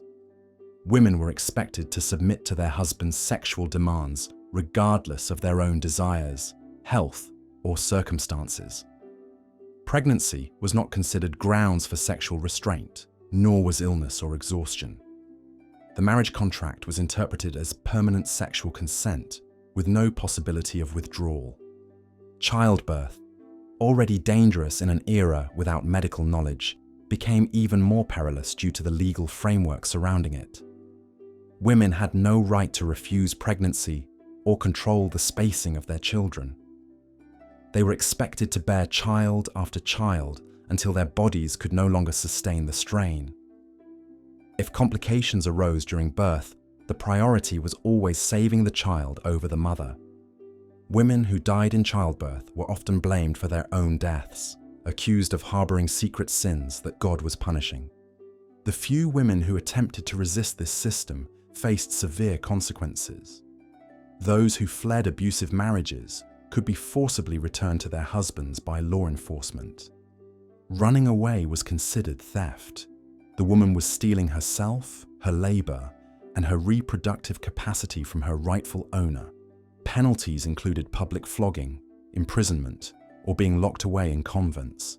Some women were branded or mutilated to mark them as runaways, ensuring they could never escape their circumstances.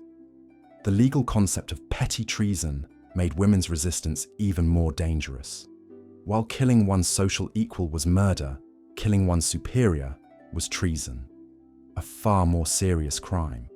For women, killing an abusive husband was automatically classified as petty treason, punishable by burning alive rather than the more merciful hanging reserved for male murderers. This legal distinction sent a clear message. Women who fought back against their oppressors would face the most brutal possible punishment.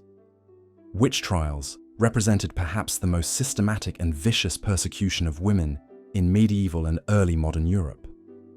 The Malleus Maleficarum, or Hammer of Witches, written by Heinrich Kramer in 1487, provided a pseudo-legal framework for identifying, prosecuting, and executing women accused of witchcraft. The text was filled with misogynistic assumptions about women's inherent weakness and susceptibility to evil. It provided detailed instructions for torture, designed to extract confessions from innocent women through unbearable pain. The witch hunt hysteria served multiple functions in maintaining male dominance. It eliminated women who were seen as threats: the outspoken, the independent, the knowledgeable about herbal medicine. It terrorized all women into compliance, showing them the consequences of stepping outside accepted gender roles. And it provided a convenient scapegoat for social problems, economic difficulties, and natural disasters. When crops failed or diseases struck, communities could blame women rather than examining systemic issues or male leadership failures. The torture methods used against accused witches were specifically designed to exploit women's bodies and psyches. The swimming test involved binding women and throwing them into water. If they floated, they were guilty of witchcraft and would be executed. If they sank and drowned, they were posthumously declared innocent. Pricking involved searching women's bodies for devil's marks using sharp instruments, often in intimate areas, combining sexual violation with physical torture. Sleep deprivation, starvation, and psychological manipulation were used to break women's minds and force false confessions. The legal proceedings surrounding witch trials were deliberately rigged against women. Hearsay was accepted as evidence. Torture-extracted confessions were considered reliable, and women's denials were interpreted as proof of their guilt. After all, the devil would teach his servants to lie convincingly. Women could not have male advocates represent them effectively because the crimes they were accused of were considered so heinous that helping them constituted complicity. The entire system was designed to ensure conviction and execution. Even women who survived witch trials faced permanent social destruction. They were marked as suspect, shunned by their communities, and vulnerable to future accusations. Their families were often ostracized as well, their children unable to find marriage partners or economic opportunities. The witch trial process created a climate of fear that extended far beyond its immediate victims, warning all women of the consequences of non-conformity. The property seizures that accompanied witch trials reveal another brutal dimension of this persecution. When women were executed for witchcraft, their property was typically confiscated by the authorities who conducted the trials. This created a perverse economic incentive to target women with assets, particularly widows who had inherited their husband's wealth. Some regions developed a systematic approach to witch hunting that was essentially a form of legalized robbery, targeting vulnerable women and seizing their resources under the guise of religious purification. The psychological trauma inflicted on medieval women extended far beyond individual cases of abuse or persecution. The entire social system was designed to convince women that they were inherently inferior, dangerous, and in need of constant male supervision. From childhood, girls were taught that their natural instincts were sinful, their desires were shameful, and their thoughts were untrustworthy. They were conditioned to doubt themselves, to seek male approval for every decision, and to accept suffering as their natural lot in life. Religious instruction reinforced these messages at every turn. Women were told that their pain in childbirth was God's punishment for Eve's disobedience, that their subordination to men was divinely ordained, and that their only path to salvation lay through perfect obedience and submission. The few female saints held up as role models were typically martyrs who had suffered extreme abuse, or women who had renounced all worldly desires and pleasures. The message was clear. Good women were either dead women or women who had effectively erased themselves. The economic dependency created by these legal and social structures trapped women in cycles of abuse and exploitation. Without the ability to own property, earn independent incomes, or access education, women had no alternatives to marriage and male protection. Even women who recognized their oppression had few options for escape. The rare woman who managed to accumulate resources through trade or inheritance found herself a target for forced marriage, legal challenges, or accusations of witchcraft. The medical understanding of women's bodies in medieval times added another layer of brutality to their oppression. Women were considered medically inferior to men, their bodies seen as flawed versions of the male form. Menstruation was viewed as evidence of women's inherent corruption, pregnancy as a form of illness, and childbirth as a necessary evil. Medical texts described women as naturally cold and moist, while men were hot and dry, leading to treatments that often worsened women's health rather than improving it. The lack of female medical practitioners meant that women's health issues were largely ignored or misunderstood. Male physicians, when they bothered to treat women at all, often prescribed treatments based on theological rather than medical principles. Women suffering from what we now recognize as depression, anxiety, or post-traumatic stress were diagnosed with hysteria and subjected to treatments ranging from useless to actively harmful. The male medical establishment had no interest in understanding or alleviating women's suffering. Their role was to keep women functioning as reproductive and domestic resources. The brutality of medieval marriage and women's oppression created lasting psychological and social damage that extended far beyond the medieval period. The legal principles established during this era continued to influence women's status for centuries, with coverture laws persisting in some form well into the modern era. The cultural attitudes toward women that were codified in medieval law and reinforced by religious doctrine created patterns of thinking that proved remarkably resistant to change. The normalization of violence against women that characterized medieval society had generational effects that are still visible today. When abuse is not only tolerated, but legally sanctioned and religiously justified, it becomes deeply embedded in cultural consciousness. The idea that women are property, that they exist for male benefit, and that their suffering is natural and necessary became so fundamental to Western civilization that challenging these concepts required centuries of struggle and continues to face resistance. The medieval period's treatment of women represents one of history's most comprehensive and systematic programs of human oppression. It was not the result of ignorance or primitive thinking, but rather a carefully constructed system designed to concentrate power in male hands while extracting maximum labor and reproductive capacity from women. The legal frameworks, religious justifications, and social institutions that supported this system were sophisticated and intentional, created by intelligent people who understood exactly what they were doing. Understanding the true scope and deliberate nature of medieval women's oppression is crucial for recognizing how deeply these patterns are embedded in our cultural DNA. The idea that women are naturally subordinate, that their pain doesn't matter, and that their voices shouldn't be heard didn't emerge from nowhere. It was carefully cultivated and legally enforced for centuries. The progress women have made in achieving equality represents a monumental achievement against overwhelming historical precedent. The legacy of medieval marriage and women's oppression continues to influence contemporary debates about gender, power, and justice. When we see resistance to women's equality in modern times, we're witnessing the persistence of attitudes and assumptions that were formally codified in medieval law.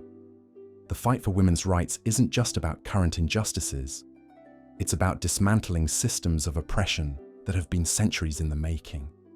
As we continue to examine the brutal realities of medieval life, it becomes clear that the suffering inflicted on women was not an unfortunate byproduct of a harsh era, but rather a fundamental feature of how medieval society was organized. The systematic dehumanization of women served specific purposes, concentrating wealth and power among men, ensuring male control over reproduction and inheritance, and creating a permanent underclass of unpaid laborers.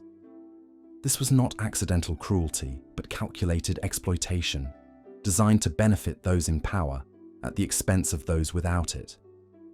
The courage required for women to resist this system, even in small ways, was extraordinary. Every woman who spoke up for herself, who tried to protect her children, who refused to accept abuse, or who dared to seek knowledge, was defying not just individual oppressors, but an entire civilization designed to crush her spirit. The fact that some women managed to survive with their humanity intact, that some found ways to help each other, and that resistance continued despite overwhelming odds, speaks to the remarkable resilience of the human spirit in the face of systematic brutality. The systematic brutalization of women through medieval marriage reached its peak in the arena of actual physical violence. While modern relationships are built on the foundation of mutual consent and legal protection, medieval marriage was essentially a license for systematic abuse, sanctioned by law, church, and society. The husband's right to physically discipline his wife was not merely tolerated, it was legally mandated and morally encouraged. The doctrine of reasonable chastisement gave husbands explicit legal authority to beat their wives, provided they used weapons no thicker than their thumb. Hence the origin of the phrase, rule of thumb. This wasn't considered domestic violence. It was considered proper household management. Legal treatises of the era provided detailed instructions on when and how to beat one's wife effectively. The husband was not just permitted, but expected to use physical force to maintain his authority and ensure his wife's obedience. Church teachings reinforced this violence through selective biblical interpretation. Passages about wives submitting to their husbands were emphasized while teachings about love and gentleness were conveniently ignored. Sermons regularly instructed men on their duty to correct wayward wives through physical punishment. The church presented wife-beating as a moral obligation. A husband who failed to discipline his wife was shirking his God-given responsibility as head of the household. Consider the legal precedent set in medieval courts. A man could beat his wife for burning dinner, speaking out of turn, leaving the house without permission, or even appearing insufficiently cheerful. These weren't extreme cases. They were standard legal rulings that define the parameters of acceptable marital violence. Court records from across medieval Europe show case after case where wives seeking protection from brutal husbands were told to return home and submit more completely to their husband's authority. The psychological impact of this systematic violence was devastating. Women lived in constant fear, never knowing what minor infraction might trigger a beating. This created a climate of terror that made resistance nearly impossible. Many women developed what we would now recognize as symptoms of severe trauma: hypervigilance, learned helplessness, and complete emotional shutdown. They were trained from childhood to expect violence and to blame themselves when it occurred. The isolation of medieval women made escape from violent marriages virtually impossible. Without economic independence, legal rights, or social support systems, abused wives had nowhere to turn. Their own families often refused to help, viewing domestic violence as a private matter between husband and wife. The few institutions that might have offered refuge, monasteries or convents, were expensive and required the husband's permission for entry. Medical knowledge of the time actually supported marital violence through the theory of the wandering womb. Physicians believed that women's reproductive organs could literally move around their bodies, causing hysteria and irrationality. The prescribed treatment was often physical shock or violence to force the womb back into its proper position. This gave medical legitimacy to wife-beating, presenting it as therapeutic rather than abusive. The sexual violence inherent in medieval marriage was perhaps even more brutal than the physical beatings. The concept of marital rape simply did not exist. A husband had unlimited sexual access to his wife's body regardless of her consent, health, or circumstances. Women were expected to submit to sexual demands while pregnant, ill, or recovering from childbirth. Refusal was grounds for severe punishment and was considered both a legal and religious offense. This sexual coercion was compounded by the complete lack of understanding about women's reproductive health. Medieval medicine viewed menstruation as a form of purification and believed that women needed regular sexual activity to prevent their blood from becoming toxic. This provided another justification for forced sexual relations and created additional guilt and shame for women who tried to resist their husbands' demands. The breeding expectations placed on medieval wives created another layer of violence. Women were valued primarily for their ability to produce male heirs, creating enormous pressure to conceive quickly and frequently. Those who failed to become pregnant, or who repeatedly gave birth to daughters, faced not only physical punishment, but social ostracism and threats of divorce or abandonment. The legal system's response to domestic violence revealed the depth of institutional misogyny in medieval society.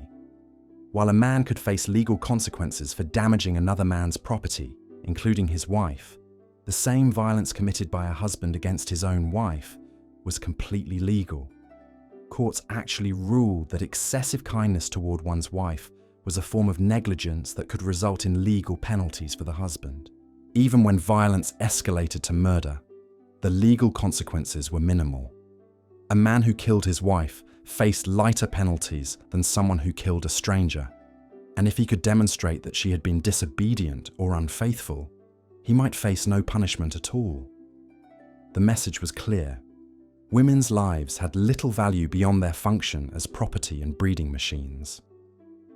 The normalization of marital violence created a culture where extreme brutality was not only accepted, but celebrated. Stories circulated of husbands who had successfully tamed rebellious wives through savage beatings, held up as examples of proper masculine authority. These narratives reinforced the idea that violence was not only acceptable, but necessary for maintaining proper social order. The psychological manipulation that accompanied physical violence was equally devastating. Husbands were taught to alternate between violence and affection, creating trauma bonds that made it even more difficult for women to recognize their abuse or seek help. This cycle of violence and reconciliation kept women emotionally dependent on their abusers, while destroying their sense of self-worth and agency. The impact of this systematic violence extended far beyond individual marriages. It created a society where women's fundamental humanity was denied, where their pain was dismissed, and where their suffering was viewed as necessary for maintaining male dominance. This wasn't accidental. It was a carefully constructed system designed to break women's spirits and ensure their complete subjugation. The legacy of medieval marriage's institutionalized violence can still be felt today in attitudes toward domestic abuse, victim blaming, and the persistent belief that what happens within marriage is somehow private and beyond social intervention. Understanding this history is crucial for recognizing how deeply embedded these patterns of violence are in our cultural DNA, and how much work remains to be done to create truly equitable relationships. The brutality of medieval marriage wasn't an unfortunate side effect of primitive times. It was a sophisticated system of oppression that used violence, law, religion, and social pressure to maintain male supremacy. Every aspect of the institution was designed to break women's will and ensure their complete submission. This systematic dehumanization of women represents one of history's most comprehensive and successful campaigns of gender-based violence, the effects of which continue to reverberate through modern society. Part 11. The brutal reality of legal nullification. As we approach the final chapter of our exploration into why medieval weddings were so brutal, we must confront perhaps the most chilling aspect of all: the complete legal erasure of women's existence through marriage. While we have witnessed the physical brutalities, the psychological torments, and the systematic oppression embedded in medieval matrimonial practices, the ultimate horror lay in how the law itself became an instrument of absolute subjugation. The doctrine of coverture, which dominated legal systems across medieval Europe, represented more than mere inequality. It constituted the wholesale obliteration of female personhood. Under this legal framework, marriage didn't simply transfer a woman from one household to another. It literally erased her legal existence. The moment the wedding vows were spoken, a woman ceased to exist as an individual entity in the eyes of the law. She became what legal scholars termed femme couverte, a covered woman whose very identity was subsumed entirely under her husband's legal persona. This wasn't metaphorical or symbolic. This was literal legal death. A married woman could not own property, enter contracts, file lawsuits, or even write a will without her husband's explicit permission. She couldn't testify in court except in the most extraordinary circumstances, and even then, her testimony carried less weight than that of any man. If she earned money through labor, it belonged to her husband. If she inherited wealth from her family, it became his property. Even her clothing, her jewelry, her most personal possessions, everything belonged to him absolutely. Consider the devastating implications of this legal nullification. A woman who entered marriage with substantial wealth from her family would see it all transfer immediately to her husband's control. He could spend it, gamble it away, or gift it to his mistresses, and she would have no legal recourse whatsoever. Stories abound of medieval women who brought vast dowries to their marriages, only to watch helplessly as their husbands squandered everything, leaving them destitute and powerless. The psychological impact of this legal erasure cannot be overstated. Imagine being told, from childhood, that your very existence as a person would end the moment you married. That your thoughts, your desires, your needs would become legally irrelevant. That you would spend the rest of your life as a legal ghost, present in body but absent in the eyes of law and society. This knowledge shaped every aspect of a medieval woman's understanding of herself and her place in the world. The marriage ceremony itself became a ritualized enactment of this legal death. The moment the priest pronounced the couple wed, the woman's legal identity was extinguished, as surely as if she had died. In many ways, this was worse than death, because at least the dead were remembered as having once existed. A married woman was expected to forget that she had ever been a separate person at all. This legal nullification extended to every aspect of daily life. A woman couldn't seek medical care without her husband's permission. She couldn't travel beyond the immediate vicinity of her home. She couldn't make decisions about her children's upbringing, education, or marriages. She couldn't even choose what to eat, what to wear, or how to spend her time. Every decision, no matter how small or personal, required her husband's approval. The church played a crucial role in reinforcing this legal framework. Religious doctrine taught that a woman's submission to her husband was not merely a social expectation, but a divine commandment. Sermons regularly reminded women that questioning their husband's authority was tantamount to questioning God himself. The very wedding vows institutionalized this submission, requiring women to promise obedience in language that left no room for interpretation or qualification. Legal scholars of the time wrote extensively about coverture, treating it as a natural and beneficial arrangement that protected women from the complexities of legal and financial matters. They argued that women's minds were too delicate and limited to handle such responsibilities, conveniently ignoring the fact that unmarried women often managed complex business affairs quite successfully. The law was deliberately constructed to create and maintain female dependence, then pointed to that enforced dependence as evidence of women's natural incapacity. The consequences of this legal nullification rippled through every generation. Mothers had no legal rights over their own children and couldn't protect them from abusive fathers. They couldn't ensure their daughters received education or their sons were raised with respect for women. They couldn't accumulate wealth to provide for their children's futures or escape from dangerous situations. The law trapped them in cycles of powerlessness that were passed down from mother to daughter like a hereditary curse. Even in cases of extreme abuse, the legal system offered no refuge. A husband's right to discipline his wife was legally protected, and the threshold for what constituted excessive violence was grotesquely high. Women who fled abusive marriages could be legally compelled to return, and anyone who aided them could face severe penalties.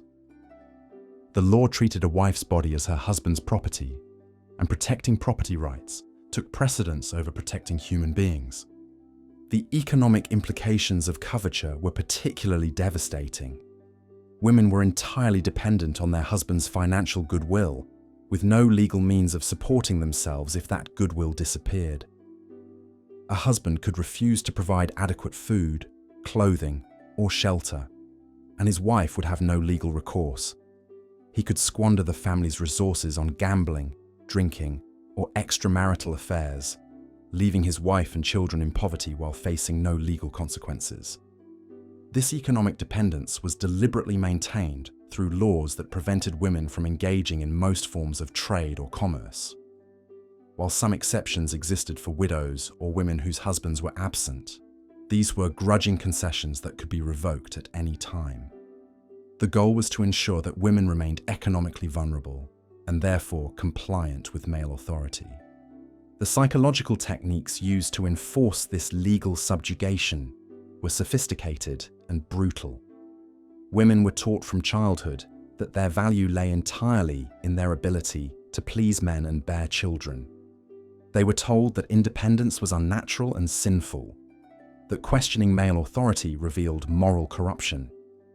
Educational systems were designed to reinforce these messages, teaching girls domestic skills while denying them the literacy and numeracy that might enable economic independence. Religious institutions amplified these messages through constant repetition of biblical passages about female submission. The story of Eve's creation from Adam's rib was interpreted to mean that women were inherently derivative beings, designed to serve male needs. The tale of Eve's temptation was used to justify viewing all women as morally weak and prone to leading men astray.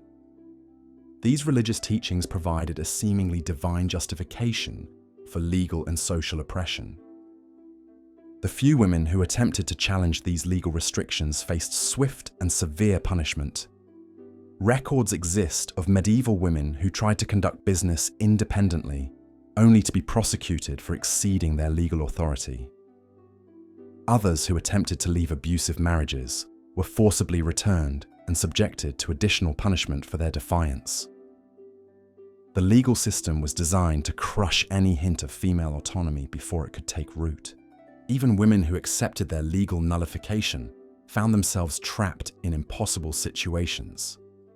They were held responsible for their household's moral and spiritual welfare while being denied the authority to make meaningful decisions about how those households were run.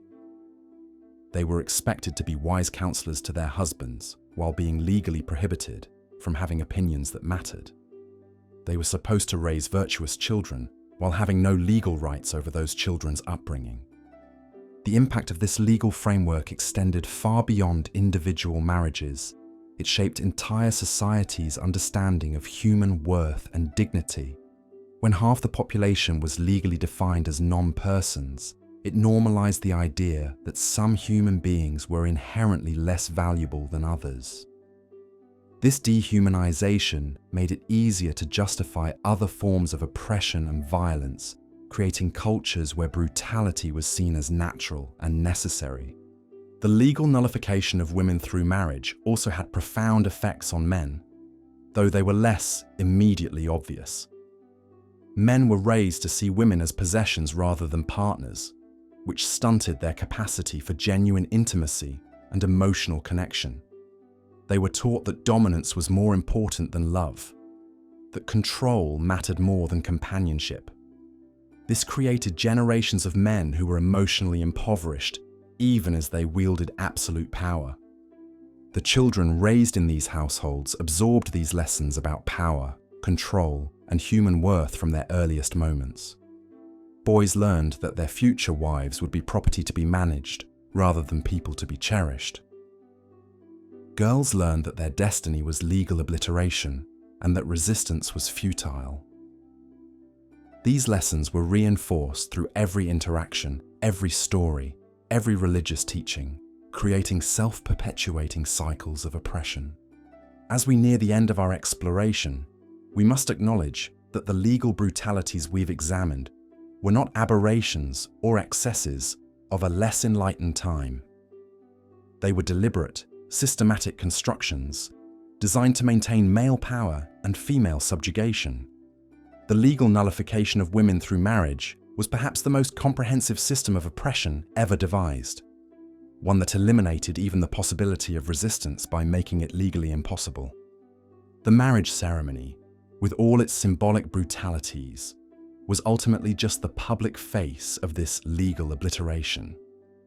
The real horror lay not in the rituals themselves, but in the legal framework they represented. A system that could erase a human being's existence while calling it protection, that could destroy someone's autonomy while claiming to provide security, that could institutionalize brutality while wrapping it in the language of love and divine will. Understanding this legal dimension of medieval marriage helps us see how thoroughly the oppression of women was woven into the very fabric of society. It wasn't enough to control women's bodies or limit their movements. The law itself had to be restructured to deny their fundamental humanity. The wedding ceremony was brutal, not just because of what happened during it, but because of what it legally accomplished: the complete and total erasure of female personhood under the guise of sacred union. This legal nullification represents the ultimate brutality of medieval marriage. Not just the violence done to women's bodies, but the violence done to their very existence as human beings. In examining this final dimension of matrimonial oppression, we see how thoroughly and systematically medieval society worked to ensure that women's subjugation was not just physical or social, but legal, permanent, and absolute. Looking at your script summary and the reference materials, I can see you need to continue from where the medieval wedding brutality has been thoroughly established. Here's part 12 that brings everything to a powerful conclusion. As we reach the end of our journey through the dark corridors of medieval marriage, we must confront an uncomfortable truth. The brutality we've witnessed wasn't an accident or an aberration. It was the entire point. Medieval weddings weren't brutal despite the system. They were brutal because the system demanded it. Every tradition we've examined, from the public bedding ceremonies to the legal doctrine of coverture, from child marriages to wife selling, served one fundamental purpose: to strip women of their humanity and reduce them to property. The wedding wasn't a celebration of love or partnership. It was a public auction where human beings were transferred from one owner to another. Consider the horrifying efficiency of it all. By the time a girl reached her 12th birthday, the system had already mapped out her entire existence. She would be married to a stranger chosen by her father.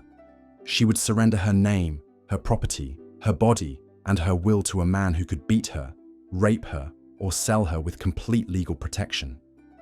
She would spend her brief life producing children in conditions so dangerous that death in childbirth was as common as surviving it. And if she dared resist any aspect of this fate, she would face punishment so severe it would destroy not just her body, but her very soul. The Church, rather than offering sanctuary, provided the theological justification for this nightmare. Women were inherently sinful, they preached, cursed daughters of Eve, who needed constant male supervision to prevent them from dragging all of humanity into damnation. Marriage wasn't a partnership blessed by God. It was a necessary prison to contain the dangerous feminine influence that threatened the natural order. The legal system reinforced every aspect of this oppression with surgical precision.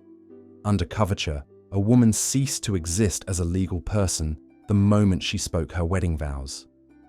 She couldn't own property, sign contracts, or even control her own children. She became what legal scholars called a femme covert, a covered woman, literally hidden under her husband's legal identity like a burial shroud. The economic structures ensured that escape was impossible. Women were barred from most trades, forbidden from joining guilds, and denied access to education that might have provided alternative paths. Even wealthy women found their inheritance controlled by male relatives, their fortunes used as bargaining chips in political alliances they had no voice in creating. The social customs completed the web of control. The public bedding ceremony wasn't just humiliating entertainment, it was a legal requirement that transformed rape into a community celebration. The morning gifts and bride prices weren't romantic gestures. They were receipts for a transaction involving human flesh. The wedding feast wasn't a joyous celebration. It was a wake for the death of a woman's autonomy. But perhaps the most insidious aspect of medieval marriage was how it weaponized love itself. The few women who found genuine affection with their husbands faced a cruel paradox. Their love became another chain, binding them to a system designed to destroy them. They learned to be grateful for kindness that was actually just the absence of legally sanctioned cruelty. They mistook brief respites from brutality for genuine partnership. The reproductive nightmare that defined most medieval marriages reveals the ultimate purpose of this system. Women weren't wives, they were breeding stock. Their value was measured entirely by their ability to produce male heirs, and their bodies were treated as public property in service of that goal. Pregnancy wasn't a joy to be celebrated. It was a death sentence to be endured. With maternal mortality rates approaching 1 in 3, every wedding was statistically likely to end in the bride's death within a few years. The psychological warfare was equally devastating. Medieval women were taught from birth that their suffering was not only natural, but morally necessary. They were told that pain in childbirth was God's punishment for Eve's sin, that submission to their husbands was their Christian duty, and that any desire for autonomy or equality was evidence of their corrupted nature. The system didn't just break their bodies, it convinced them that they deserved to be broken.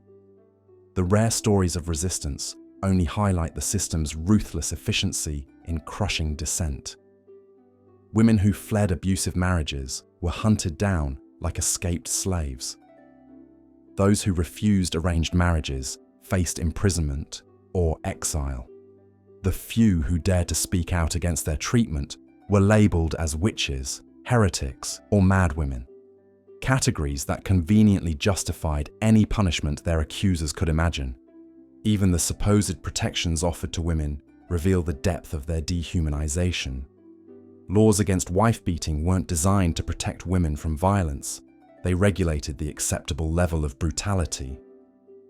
A husband could beat his wife as long as the stick was no thicker than his thumb, as long as he didn't permanently disable her, as long as he preserved her capacity to bear children. These weren't protections, they were maintenance guidelines for valuable property. The intergenerational trauma this system created is almost impossible to comprehend. Mothers who had been brutalized were forced to prepare their daughters for the same fate. They taught them to accept pain, to suppress their desires, to view their own bodies as tools for male pleasure and reproduction. Love between mothers and daughters became a source of agony as women watched the system destroy the next generation, just as it had destroyed them. The economic logic underlying medieval marriage was coldly rational. In a world where land, labor, and lineage determined survival, women represented valuable resources that needed to be controlled and allocated efficiently. Marriage wasn't about individual happiness. It was about consolidating power, securing alliances, and ensuring the orderly transfer of wealth between generations. Women's suffering wasn't a byproduct of this system. It was the price the society was willing to pay for stability and order. The religious justifications provided the moral framework that made this brutality not just acceptable, but virtuous. Church teachings didn't just tolerate the oppression of women, they sanctified it. Marriage became a sacrament specifically designed to formalize female submission. The wedding ceremony itself was a religious ritual that transformed a girl into property in the sight of God, making resistance not just illegal, but sinful. The medical beliefs of the time provided pseudo-scientific support for this oppression. Medieval physicians taught that women were fundamentally inferior beings, governed by their irrational wombs and dangerous humors. Their supposed medical fragility justified excluding them from public life, while their alleged moral weakness explained why they needed constant male supervision. Science itself became a weapon in the war against female autonomy. As we look back on this dark chapter of human history, we must resist the temptation to view it as an aberration or to comfort ourselves with the myth of inevitable progress. The brutality of medieval marriage wasn't the result of ignorance or primitive thinking. It was the logical outcome of a society that prioritized male power over human dignity. It was a system designed by intelligent people who understood exactly what they were creating and why. The legacy of medieval marriage extends far beyond the Middle Ages. Many of the legal principles, social customs, and cultural assumptions that defined medieval weddings persisted for centuries afterward. Women didn't gain the right to vote until the 20th century. Marital rape wasn't criminalized in many jurisdictions until the 1970s. The doctrine of coverture wasn't fully abolished in some places until the 1980s. Even today, echoes of medieval marriage law can be found in legal systems around the world. In many countries, women still need male permission to travel, work, or access medical care. Honor killings, forced marriages, and female genital mutilation continue to destroy millions of lives. The fundamental assumptions that made medieval marriage so brutal, that women exist primarily to serve male needs, that female autonomy is dangerous, that male violence is natural and necessary, remain embedded in cultures and legal systems across the globe. Understanding the true brutality of medieval marriage isn't just an academic exercise. It's a moral imperative. We must confront the reality of what our ancestors endured and inflicted, not to condemn them from our position of supposed enlightenment, but to understand how seemingly civilized societies can systematically dehumanize half their population, we must recognize that the capacity for such organized cruelty isn't limited to any particular time period or culture. It's a human tendency that requires constant vigilance to resist. The women who suffered through medieval marriage deserve more than our pity. They deserve our recognition of their full humanity. They weren't passive victims of an unfortunate historical circumstance. They were human beings with dreams, desires, intelligence, and dignity who were forced to endure a system designed to destroy everything that made them human. Their suffering wasn't meaningless. It was the price paid for a social order that prioritized stability over justice, tradition over humanity, and male power over basic human rights. In remembering their stories, we honor not just their memory, but our responsibility to ensure that such systematic brutality never again masquerades as natural law, divine will, or social necessity. The brutality of medieval marriage wasn't inevitable. It was chosen, and that means we can choose differently. The wedding bells that rang out across medieval Europe didn't herald joy or celebration. They tolled for the death of female autonomy, the burial of human dignity, and the sacrifice of individual happiness on the altar of social order. In their echo, we hear the cries of millions of women whose lives were deemed less valuable than the stability of the system that consumed them. Their suffering was not in vain if we learn from it. Their voices, silenced for so long, can still teach us that no tradition, no matter how ancient or revered, justifies the systematic destruction of human dignity. No institution, no matter how sacred or fundamental to social order, has the right to reduce human beings to property. And no society, no matter how civilized it believes itself to be, is immune from the capacity to commit such organized cruelty in the name of order, tradition, and the greater good. Medieval weddings were brutal because medieval society chose brutality over humanity. In understanding that choice and its consequences, we arm ourselves with the knowledge necessary to choose differently and to recognize when the foundations of such brutality are being laid again in our own time.